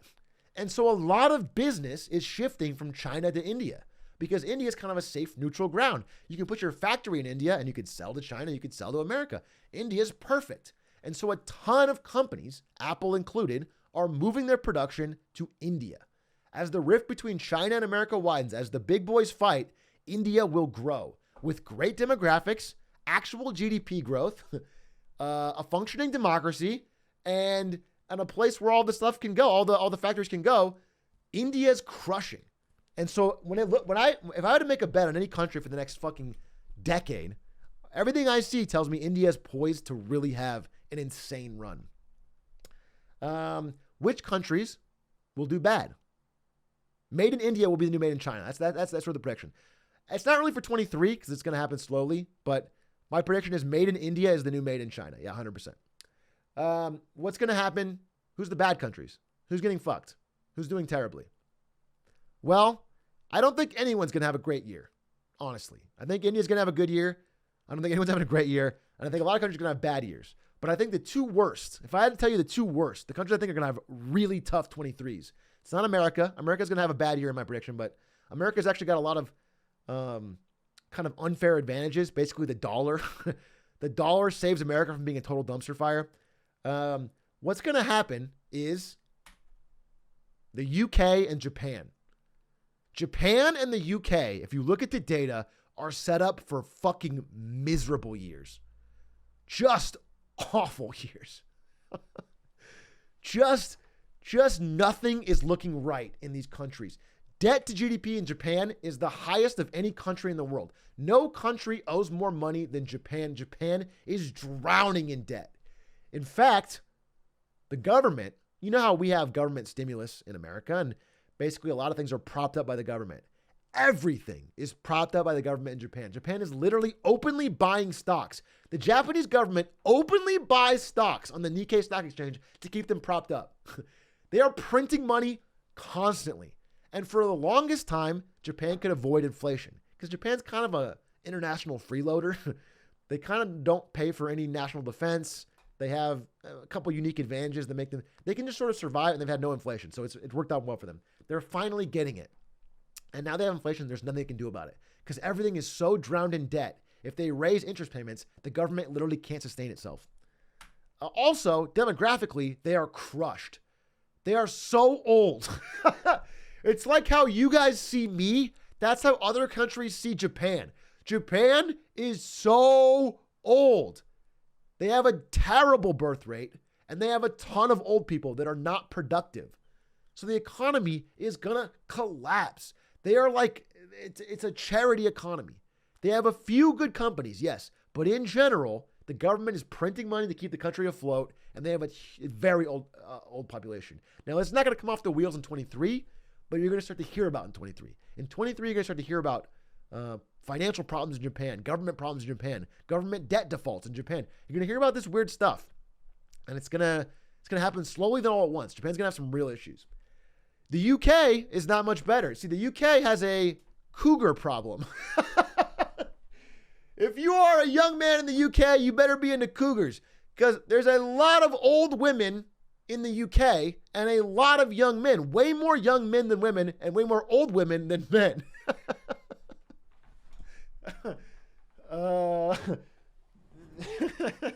Moving now. So the demographics of the UK are also pretty terrible, but more importantly than that, that's not even their biggest problem. Their biggest problem is, first of all, no immigration, because they went out of Brexit. No one's coming into the UK. They have no population growth. Their trade deals with the rest of Europe are now worse. And most importantly, they have a unique aspect of their housing market, which makes it way worse and way riskier than almost anyone else. Basically, here in America and a lot of places, you'll have like a 30-year mortgage, and it'll be a fixed rate. So a lot of people in this country, even though interest rates are rising, they're locked in to a very low rate. You might have like a 1.5% 30-year mortgage locked in for 30 years. So no matter what happens with interest rates, you're paying almost nothing in interest. That's an amazing deal. The 30-year mortgage is awesome for an American homeowner. All right, you lock in and nothing can shake you out of that interest rate. If you can afford the payments, you can afford it for 30 years. In the UK, they do 5 years. 5 years and then it changes. And as interest rates rise, these 5-year mortgages, a lot of which were founded about 5 years ago, are all about to come due and change to the new rate, which means a huge chunk of UK homeowners are going to have way bigger bills very soon. Suddenly, the housing bill for a lot of UK homeowners is going to be way higher, and they're not going to be able to afford it. So we're going to see a housing crisis in the UK, I believe, this year, and a major one. Also, because of Brexit, among other things, also terrible leadership from Liz Truss and the whole revolving door, the UK economy is recovering dramatically worse from COVID than Europe and the United States. So, and by the way, the recovery hasn't even been good in the United. Like the EU and US is the lowest bar, and UK can't jump over that. UK has been doing. They're not even back to where they were, and they have to get up from there. Like they're headed for a recession, and they're not even back to where they were. So it's looking just bad. I'm legitimately thinking it's going to cause unrest in the UK. Like energy prices are up, housing prices are down. I think we're going to see literal unrest in the UK, which is why my final prediction is that 2023 is going to be the year of anger. If 2021 was the year of the Sag, 2023 is the year of the Madge. I think people are going to get very angry. And in fact, you may have noticed this yourself. I think you may have noticed it yourself if you've been paying attention in the world. You may have noticed this trend of people being a little angrier than they used to be. You may have noticed it on flights. You may have noticed it in parking lots. You may have noticed it on social media. You may have noticed it in China over COVID. You may have noticed it in Brazil over elections. Maybe it all started with Will Smith at the Oscars. Maybe this whole trend started with this slap. I don't know where it came from, but I know that it's happening. Whatever the reason, it seems like things are trending angrier and angrier. People are being a little more short with each other. And while occasionally this could be a good thing, in general, I think it's a bad thing. I think in general, people are getting angrier over their rising debt, unpaid bills, rising interest rates. I think they're getting angrier over malfunctioning government. I think they're getting angrier over a general sense that things are shifting too quickly to keep up with. And I think that's going to be a problem. And while occasionally it can be a good thing, like the massive rage of Taylor Swift fans, they got so mad about not being able to get tickets, they're like pushing to break up the Ticketmaster monopoly. That is the one good thing that rage can do. You got Swifties mad enough, they all got fucking based, and they've been trying to tear down a fucking entrenched ticket monopoly. Occasionally the anger can be used for good purposes. In general, I think it's something that makes people worse off. And I think it's going to be an angry year.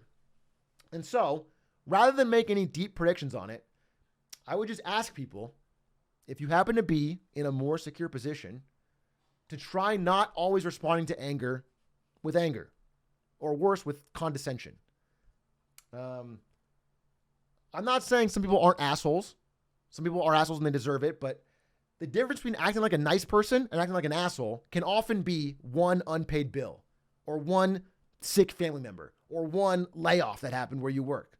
All right, that thing can cause someone to act like an asshole in a way that you may not know about. And when we're online, especially here in Twitch, when we're online, we have no fucking idea what someone else's life is like over the internet. We have no idea. I don't know what any of your life is like. You don't know what my life is like. Really, honestly, we don't know enough. And so I have been hugely guilty of this myself. Oh, fuck. Especially when playing online games. And I'm going to try my best to make a change in 2023. A lot of what may or may not happen in 2023 is out of our control. But that little piece is, and so I'm going to try. And so in conclusion, thanks for listening to my marketing money predictions for 2023. I hope you enjoyed my thoughts on what's coming up. And if not, you can always read the New York Times, where they hired a bunch of high-paid reporters to make predictions like this. 2023 will be the end of shoelaces. This was the New York Times' prediction for 2023. They've had a nice run, but the many hot slip-ons of 2022 suggest that 2023 may be the year we retire shoelaces. So that's another option. I look forward to looking back on all this in 2024 when Tesla's the world's most valuable company and GameStop and AMC have replaced Google and Facebook and everyone's happy and nothing's gone wrong. Sincerely, I hope all that happens. But if it doesn't happen, at least you heard it here first on Marketing Monday. Thanks for watching. Here we go. So they're finally here. Performing for you. If you know the words, you can join in too. Put your hands together if you wanna clap as we take you through this monkey rap.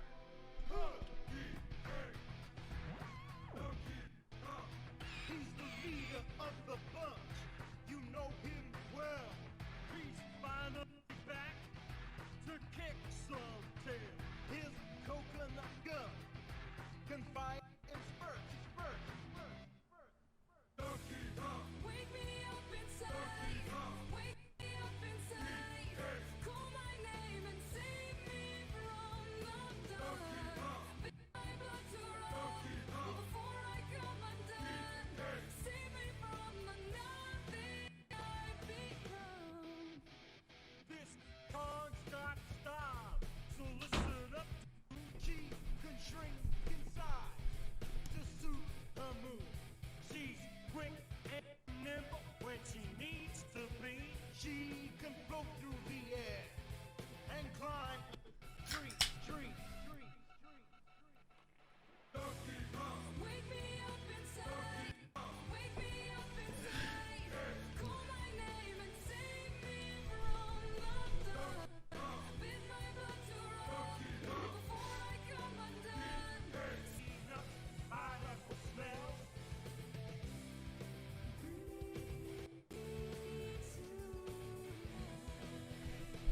And if you want to bring your financial freedom to life, use Rocket Money. RocketMoney.com/Atrioc.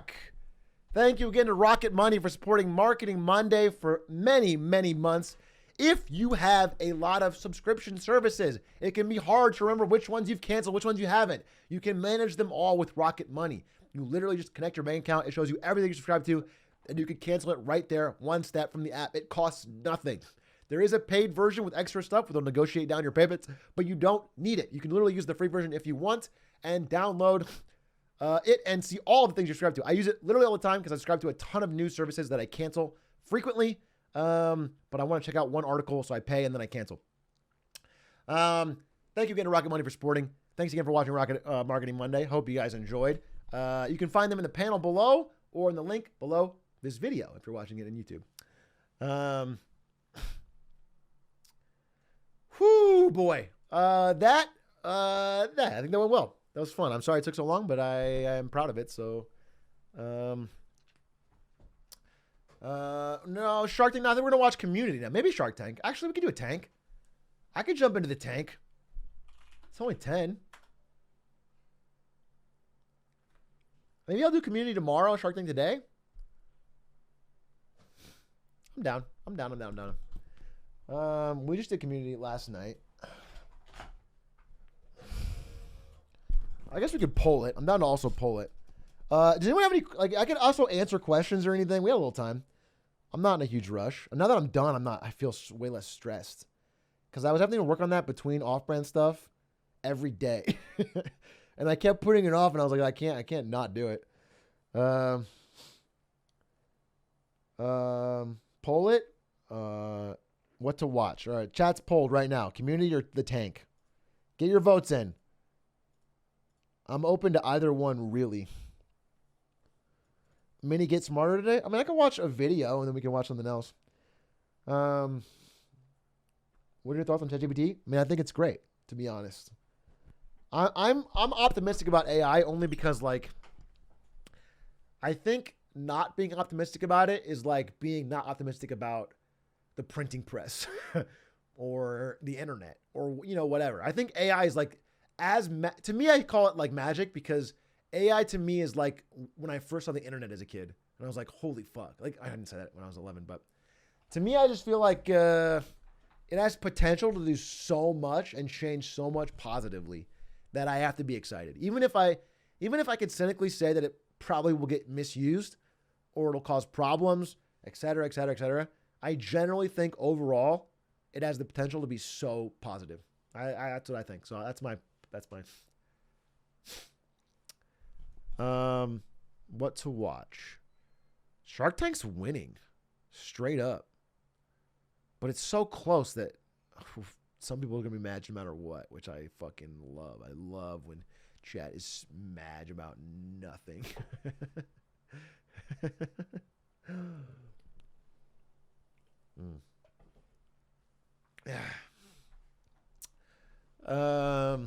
Year of the match. This I didn't know I'd be part of it.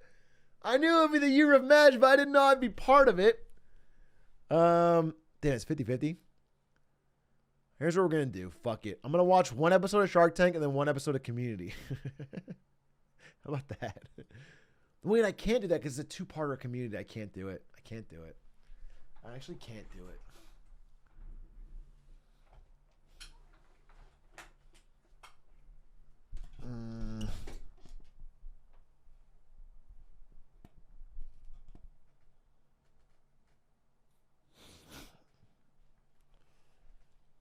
Ask ChatGPT. Let's see. ChatGPT. ChatGPT, what are you thinking?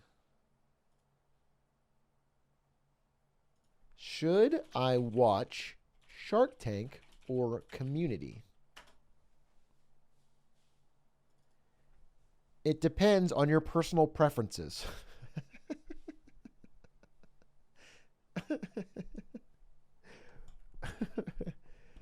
Doesn't fucking help. Year of AI, my ass, dude.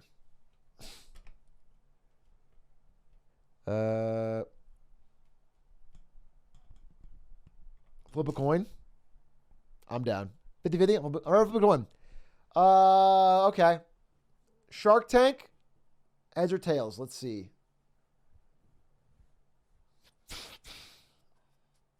No, I'm not doing a 5-vote poll. It was like 2,000 voters, and there's a 5-vote difference. I'm not.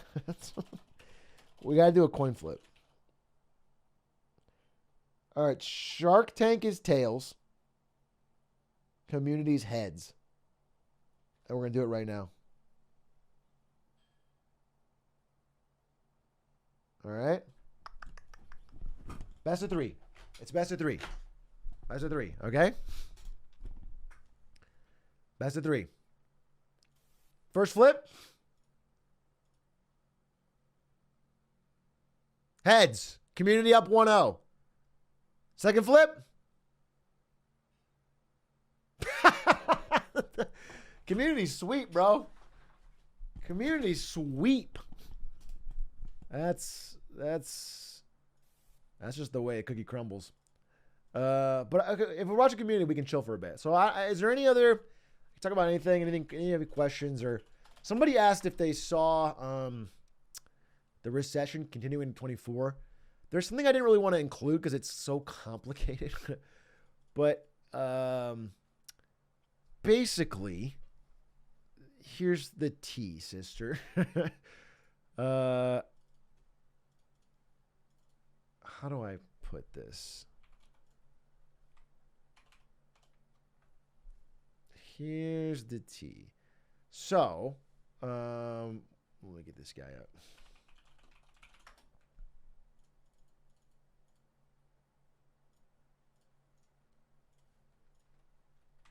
Jerome Powell, right? He is the single most important person of this year. Legitimately. The choices he makes, and he doesn't have anyone who can stop him. The government can't, like Biden or whatever, can't directly change it. His decisions are going to determine a lot of the financial future of this country and probably a lot of countries because a lot of people follow suit. A lot of central banks follow suit. Right now, he is raising interest rates to try and cool the economy off and stop inflation. This is a good thing. It will lead to a terrible, painful recession. It'll lead to job losses. It'll lead to angry people. It'll lead to demands that he stop, that he goes back to zero, that he starts doing cocaine again. He is legitimately going to be, if you look back at the last time this happened in the 80s, there were people camping on the Federal Reserve front lawn. A ton of farmers brought their tractors and circled Volcker, who was this guy's job in the 80s, and tried to stop him. People will get angry and they will demand that he lowers interest rates again. If he does it, if he gives in, if he blinks, if he panics, if the Fed pivots, it's called pivoting. If they pivot too early, the stock market is going to love it. We're all going to love it. It's going to feel great. Everything's going to rocket up. And it's going to be the worst possible fucking decision because then inflation is going to rip back like fucking crazy. and then they won't have a lot of options. Then it'll take way longer to fix. Then it's going to be a real fucking problem. If he blinks and doesn't go higher for longer with interest rates, we're fucked. Now, thankfully, everything he's saying, all his words and actions seem like he gets it and he's going to try and fix this problem. But if he doesn't, or if he gets pressured into not doing it, because Biden's going to hate it. Let me tell you something. The pain this guy's going to cost to try and fix the problem and get us to a better long-term future is going to cost Biden any chance, I think. The economy's going to take a real hit and no one's going to, he's not, Biden's going to try and stop this guy. We're going to see. I don't know. But my hope, my prayer is that he does not blink. He doesn't pivot. He doesn't give in. He doesn't try to make people happy in the short term to fuck us long term. Because here's the other thing. All of U.S. government debt. You know how we talked about housing? How you can have a 30-year mortgage with a fixed rate. And so interest rates going up and down doesn't really affect your payment. You're locked in 30 years. The U.S. government does not do that to itself. U.S. government debt is short-term, what you might call a ninja loan. No income, no assets, no job. All the U.S. government debt, everything that our government is run on, all our military, all our social security, everything we have is on shitty short-term loans that roll over basically every 2 years. And so he raised interest rates. We get basically one freebie year. And now every year that they hold it after this is going to eat up all of the government money on interest payments. Right now, I think already 15% of all of our taxpayer money just goes to paying interest on our debt. The U.S. has $30 trillion of debt. We have to pay hundreds of millions in interest every single year. If that doubles, which it will, you can't afford a military. You can't afford anything. So he has to hold it as long as he can before he pivots to avoid that. Okay? He only has basically this year and next year. Like he has total through all of 23 and then pivot in 24. If he pivots too early, we're fucked. So we'll see.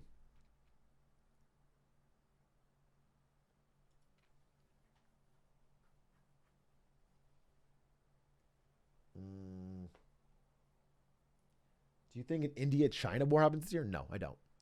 I mean, I wouldn't. I'm not really an expert on. I didn't think that Russia would invade Ukraine, to be honest. I don't think, but I don't see any major conflicts happening this year. I don't even think China-Taiwan will happen. I think China's going to keep posturing, but I don't think they're going to make it happen this year.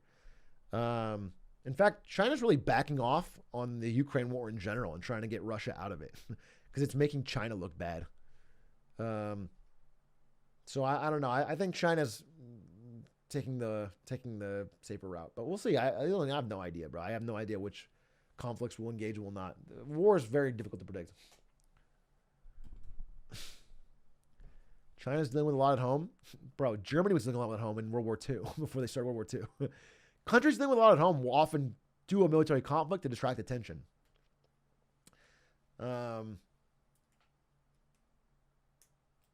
But I don't see China doing it this year. Atrioc, my ex texted me. What should I say? You should in a 100 text chain explain today's entire marketing Monday. You should start with the beginning and do the whole fucking thing. It should be one of 100. That's Riz, baby. That's Riz. Atrioc, did you see? I'm sorry, I lost your message. What did you say? Atrioc, did you see? What do you think realistically could save Japan's financial and birthday crisis? No, I think Japan's fucked. If I'm being dead honest, I think Japan is the worst off of almost all developed countries, debt-wise, with no actual way to pay it. And that will become more and more clear. And the country's going to be more and more, like the yen's going to get more and more devalued. I think, listen, I don't know the time frame, but I literally think, and this is not just me predicting it. Like, I have heard this from extremely sources I really trust. Basically, there's like some paid podcasts I have too that have like 5 listeners that are like people that are working in fucking deep in hedge funds, like stuff that average people don't hear. And the people I really trust. Anyway, the point is, my expectation is that long term Japan is literally going to have like populist anger, regime change, debt jubilee. Like they have to get rid of the, like there's no way to actually pay it, and it's just becoming a real problem. Yeah, kind of like how Greece, well, even worse than Greece though. I don't think it's happening this year or anything. I'm going to Japan this year. I'm just thinking that's where they're headed. I think there's no sustainable way to overcome demographic crash plus increasing debt bubble.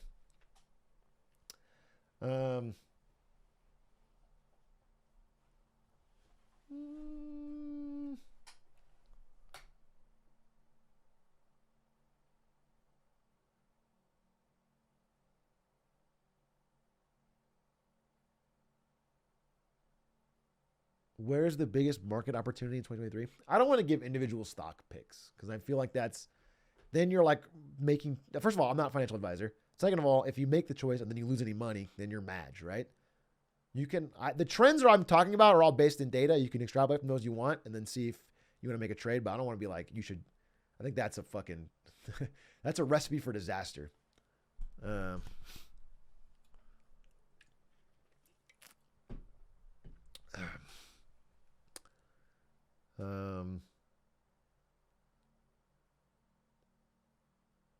What are your thoughts on the BRICS alliance?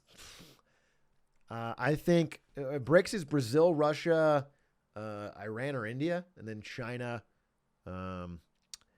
They are trying, their biggest Russia, they're trying to stop having to buy oil in dollars, which, if you guys don't know, Henry Kissinger in the 1970s came up with the most genius fucking idea in the history of American statecraft. He basically partnered with Saudi Arabia, and the oil producing countries to force them, well, not to promote, but the trade is U.S. gives protection and military assistance, and those countries price all oil in dollars. Henry Kissinger was not a great guy. I'm not supporting him, but this was genius for America. And it has been incredibly powerful because every country buys oil. And to buy oil, they need dollars. So that means every country is incentivized to buy U.S. government treasuries. They buy debt from the United States. And so America can constantly run trade debt. Like America imports way more than it exports from almost every country. And normally that'd be a really bad thing. If you're buying way more than you're selling long term, eventually you'd lose all your money. But all the countries that buy have to reinvest all the money back into America to get dollars to buy oil. It's amazing. It's called the petrodollar, and it's like the thing that makes the dollar so fucking powerful. And BRICS really wants to stop that. These 5 countries have so much power and so many people and so much connection, they're going to try and combine, and I don't know about this year, but soon, they're going to try and get off the petrodollar, which is going to be, good for them, bad for America, probably.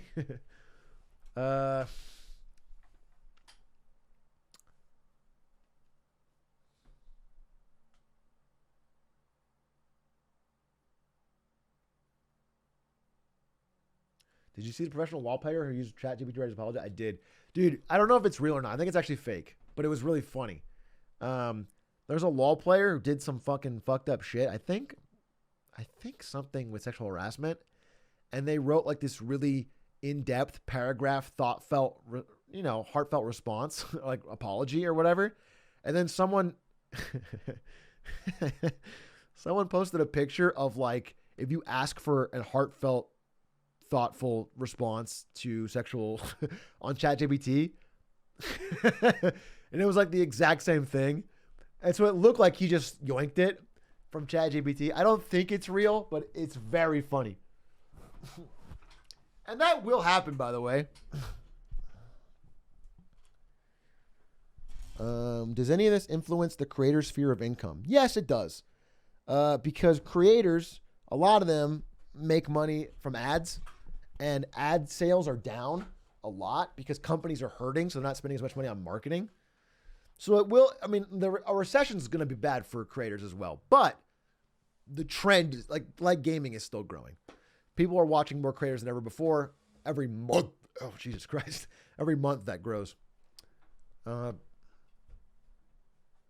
It's a trend of people's time and viewership. That's happening. But there'll be short-term marketing spend dips. Sorry, I burped. I blurped. I'm not going to apologize for it. Atrioc got that dog in him. Have you been affected by YouTube's monetization changes? Not really. I think I said fuck a couple times in the first 15 seconds and I lost videos, but overall been okay. YouTube still makes good money. In fact, that Hitman video printed cash, bro. I need like 18 more Hitman videos. That thing fucking printed. That was a money printer.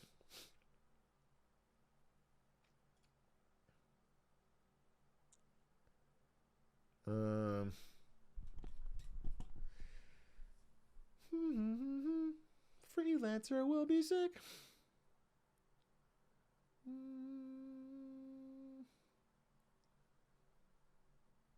I'm sorry, but I'm not going to apologize. Did I say that? That's good.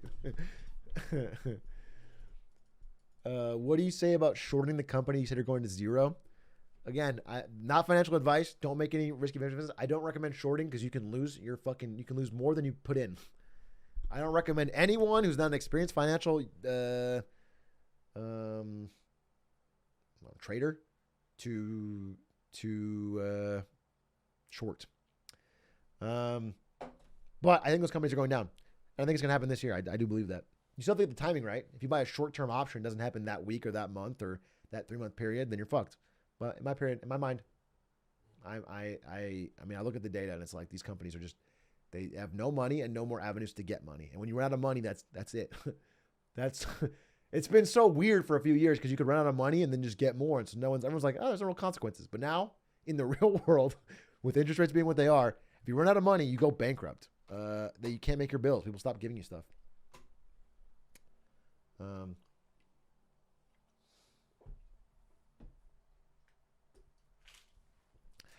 Chat, just buy a broad market ETF. You can't be the S&P 500. People say that, and that has been the generally accepted truth for 30 years. I don't personally believe it. I have no problem if you do. There's a lot of evidence behind it.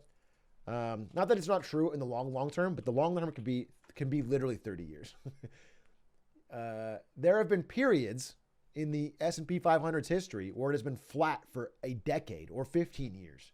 Literally flat. Like you put your money in, 15 years later, it's the same amount, which is not good. And I think we haven't had those periods because we've had 30 years of fucking money printing. But I think that era could be over and we could have more flat years. And so I'm not of the belief that it's a guaranteed, like, easy money like it was. But I could be wrong on that. No one knows. And it's the safest, by the way. And everyone else is doing it. So if you lose money on it, eventually people will riot. So, but that's just my personal opinion is that I feel less comfortable with it.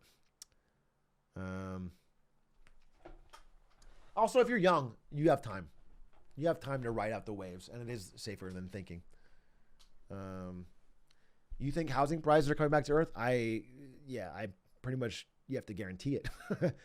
Housing prices are fucking, they've been out of control and people can't afford it. They just can't, people cannot afford a house at these interest rates, at the current prices. Nobody can. And if there's no buyers, eventually the price goes down. That's just how it works.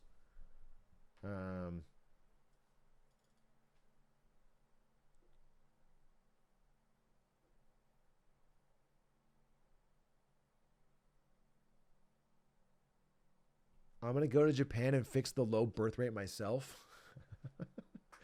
I know Elon Musk was a viewer. What's up, Mr. Musk? Godspeed, sir.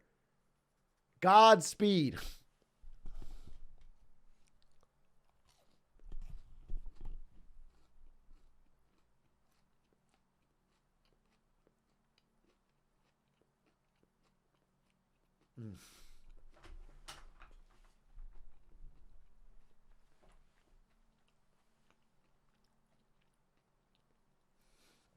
Where would you want to live if you didn't live in the USA? I don't know.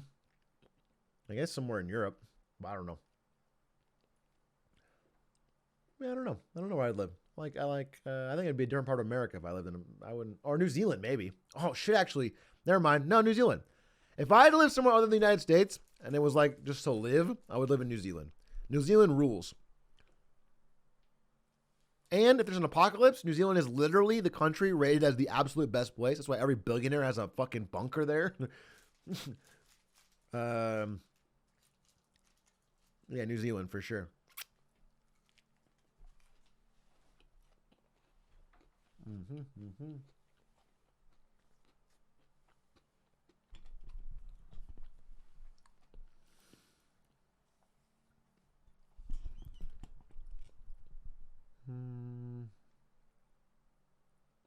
Atrioc, why is it a thing that you're not supposed to talk about how much money a person makes? Because corporations prefer if you don't talk about your salary, so they can offer you less pay than your coworkers. So they can sort of negotiate individually against all of you and get better deals on people. That's why. You should talk about salary. Talking about salary with your coworkers is one of the best ways for everyone to get raises. The company has a lot of people and a lot of money, and they have a lot of negotiating power. They have a lot of knowledge. They know everybody's salaries. So they can negotiate against you with all that knowledge, and you're just one person. And it sucks, and you probably lose that negotiation 9 times out of 10, and you're getting less than you deserve. So the more knowledge you can get, the more powerful you are in that negotiation, which helps you do better.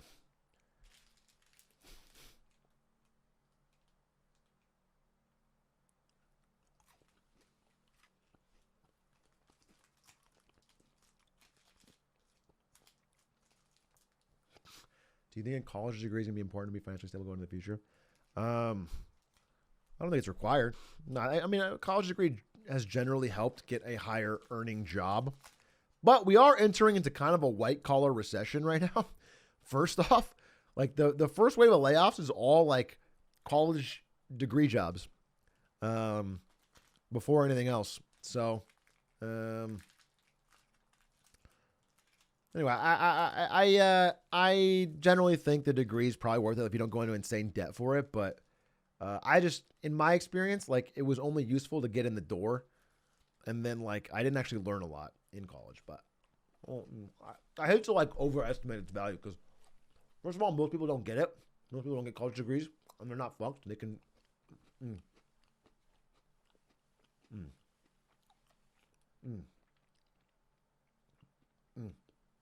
You played League all the time? Yeah, I did. No, I did. I played League all the fucking time, for sure. But I also, I'm not, I'm aware that only a few of my classes were actually valuable. Like, I still went to classes. Not all of them. Not even most of them, but enough.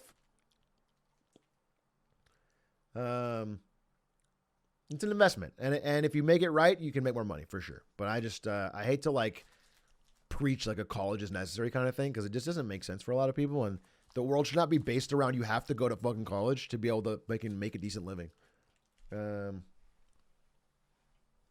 Generally, 3 or 4 of my classes. Yeah, exactly. I think about 3 or 4. Maybe 3 or 4 total I learned anything from, and everything else was a waste of time.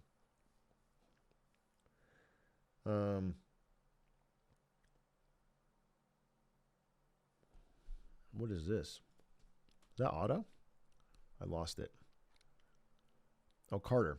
Do you think a content creator guild could ever work? I think a normal union could never, but if it was mandatory kind like ASCAP for music, could be a good way for creators to get representation. Yeah, it'd be interesting. I guess the problem is,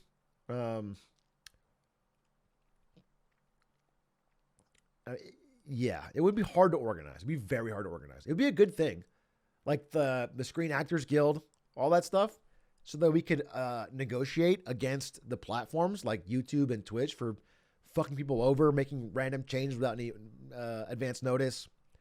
All this shit they do. Like if there was an actual guild of creators that could hold them to account, that'd be powerful. The problem is because every single person on planet Earth right now wants to be a fucking creator. It's like the number one wanted job amongst kids in America and across, almost all the West. There's just too many people to replace. There's too many people right one step behind. So if you like try to strike, if you try to say, hey, Twitch, if you don't fix this, we just won't stream. There's just like, there's literally 100 million kids that'll go live. It's just not, there's no way to have the scale. If you get all the big people at once, you can probably do something, but it's going to be hard. It's just very hard. And people will be risky to do it. But actors did it. And there's a lot of people that want to be actors, and actors have a guild that has power. So it's possible. It's just hard. I believe in it.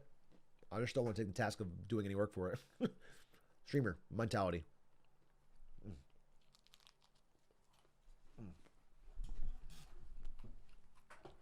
Fortnite kids are scabs. Yeah, exactly.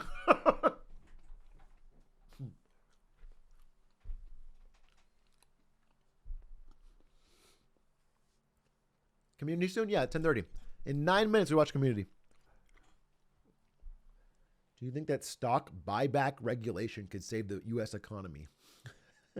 That's like, do you think this Band-Aid could save my open heart surgery? Yeah, I mean, yeah. Yeah, there should be some regulation on stock buybacks, but that's not the root issue, bro. There's a deeper rot here. Yeah, I know. I think it's an important goal. Stock buybacks are used basically by most companies to enrich their management. Usually what happens is there'll be like a CEO who has all his buddies in the board of directors, and he's like, hey, I get paid a huge bonus if the stock hits this certain amount. So we're going to spend the company's money to buy back our stock to jump the price up. Then I get my bonus and I'm happy. That's what they do. That's what most stock buybacks are just a way to fucking juice the books so that fucking the management hits their quarterly goals and they make a bonus.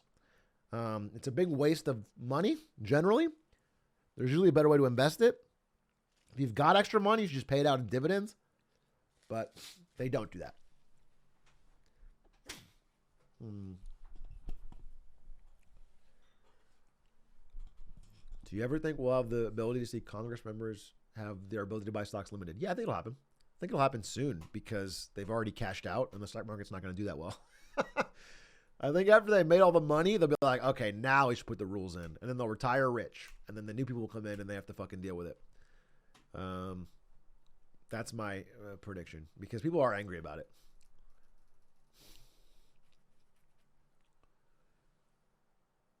Why they need to hit the goals of the control of the company? So the CEO of the company, his pay package is determined by the board of directors, which is the biggest investors in the company. So like if I were to buy a fuck ton of, I don't know, Uber stock, I could get on the board of Uber. And I could be like, all right, what's going on here? How are you going to make me money? I'm an investor. And I can vote on who the CEO is and what his pay package is. And usually they'll vote to be like, all right, here's your pay package. You get $30 million plus another $30 million if you double the stock or whatever. You know what I'm saying? And so the CEO's like, all right, well, I'm going to double the stock. And he takes the company's money and he fucking juices the stock. And then he gets his pay package and then he fucking dips. That's how it goes.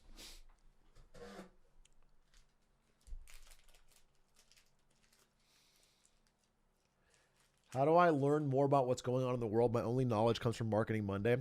What I like to do is I like to make multiple YouTube accounts on different computers and watch the full retention of the Marketing Monday video multiple times. Like go to your school's library, open on every computer and watch it the whole way through with all the ads. That way you really absorb the knowledge. You know what I'm saying? It's more than just...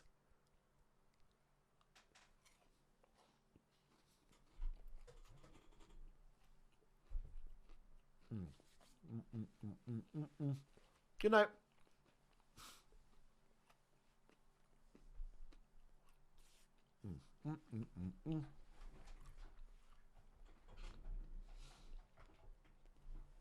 Advice for students graduating college this year. My advice for everybody in this coming year is avoid debt whenever possible. Be careful. Track your debt. Avoid it when you can. Obviously, sometimes there's emergencies. Obviously, you got to do what you got to do. Everyone's financial situation is different. But whenever you can, I would avoid debt. That is a killer, man. That's a killer. And then I would try to get work experience. But it depends on your field. And I don't know too much about your situation. But I just, be careful with debt. Be careful with leverage. Don't jump into meme stocks and gambling, and I don't know. Just stay within your means on spending, and you can be fine. You can weather it. We're gonna watch Community in 5 minutes. Who's the most charismatic streamer? Who's the most charismatic streamer?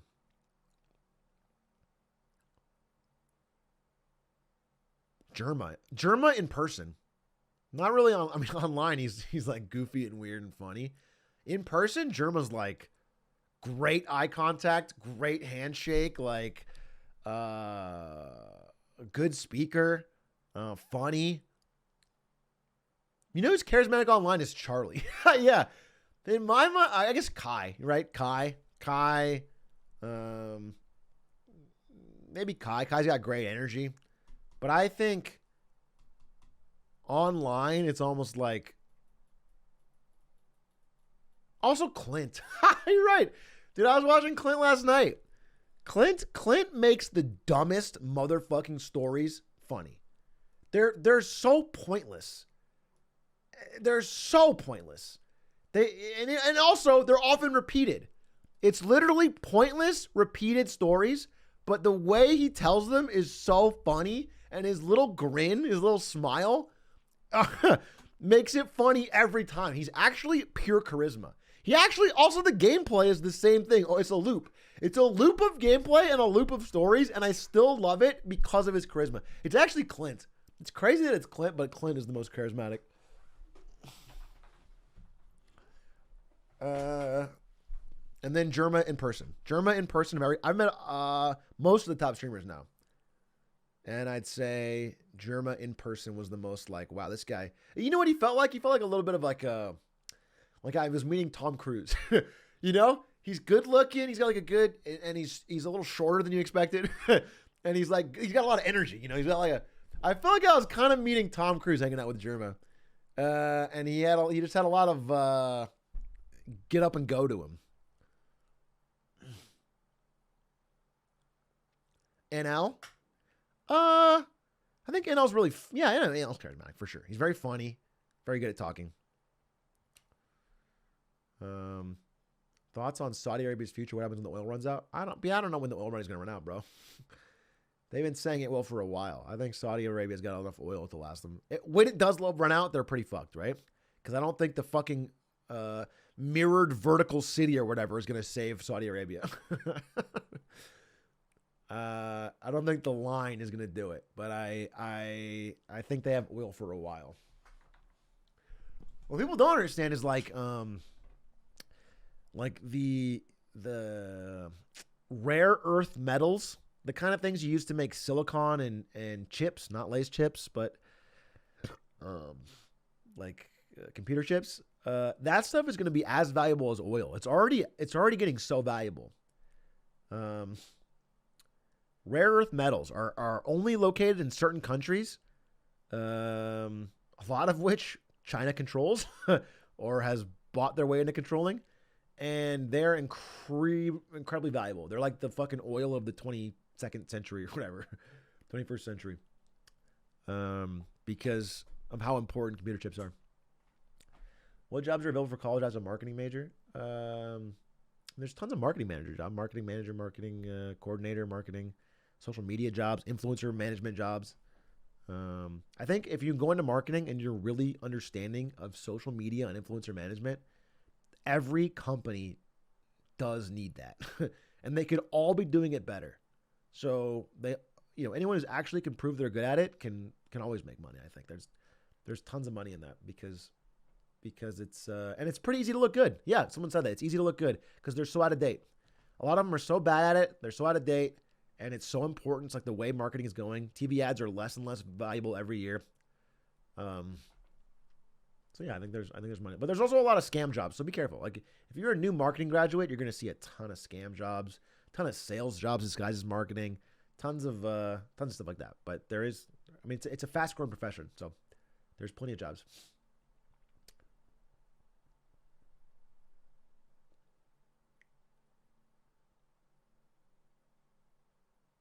All right, 10:30. 10:30. Is off-brand hiring? Not currently, though I think we're going to have a pretty interesting year. Ladies and gentlemen, thank you for talking about marketing with me. I really enjoy it. I read about this stuff literally all the fucking time. I'm a huge fucking nerd for this stuff, and I read all the time, so it's fun to talk about it and have people that are interested in talking about it with me. Now, we're going to relax, and we're going to watch Community. One of my favorite shows of all time. We are currently near the end of season 3. Again, we're watching the entire series because it's for free on YouTube to promote the upcoming movie. So we are currently in the last 2 episodes of season 3. First Chang Dynasty. If you guys don't know where we were, Senor Chang has taken over the school and replaced the dean with a doppeldeaner. If you don't know anything about Community, this sounds really tough to get into. But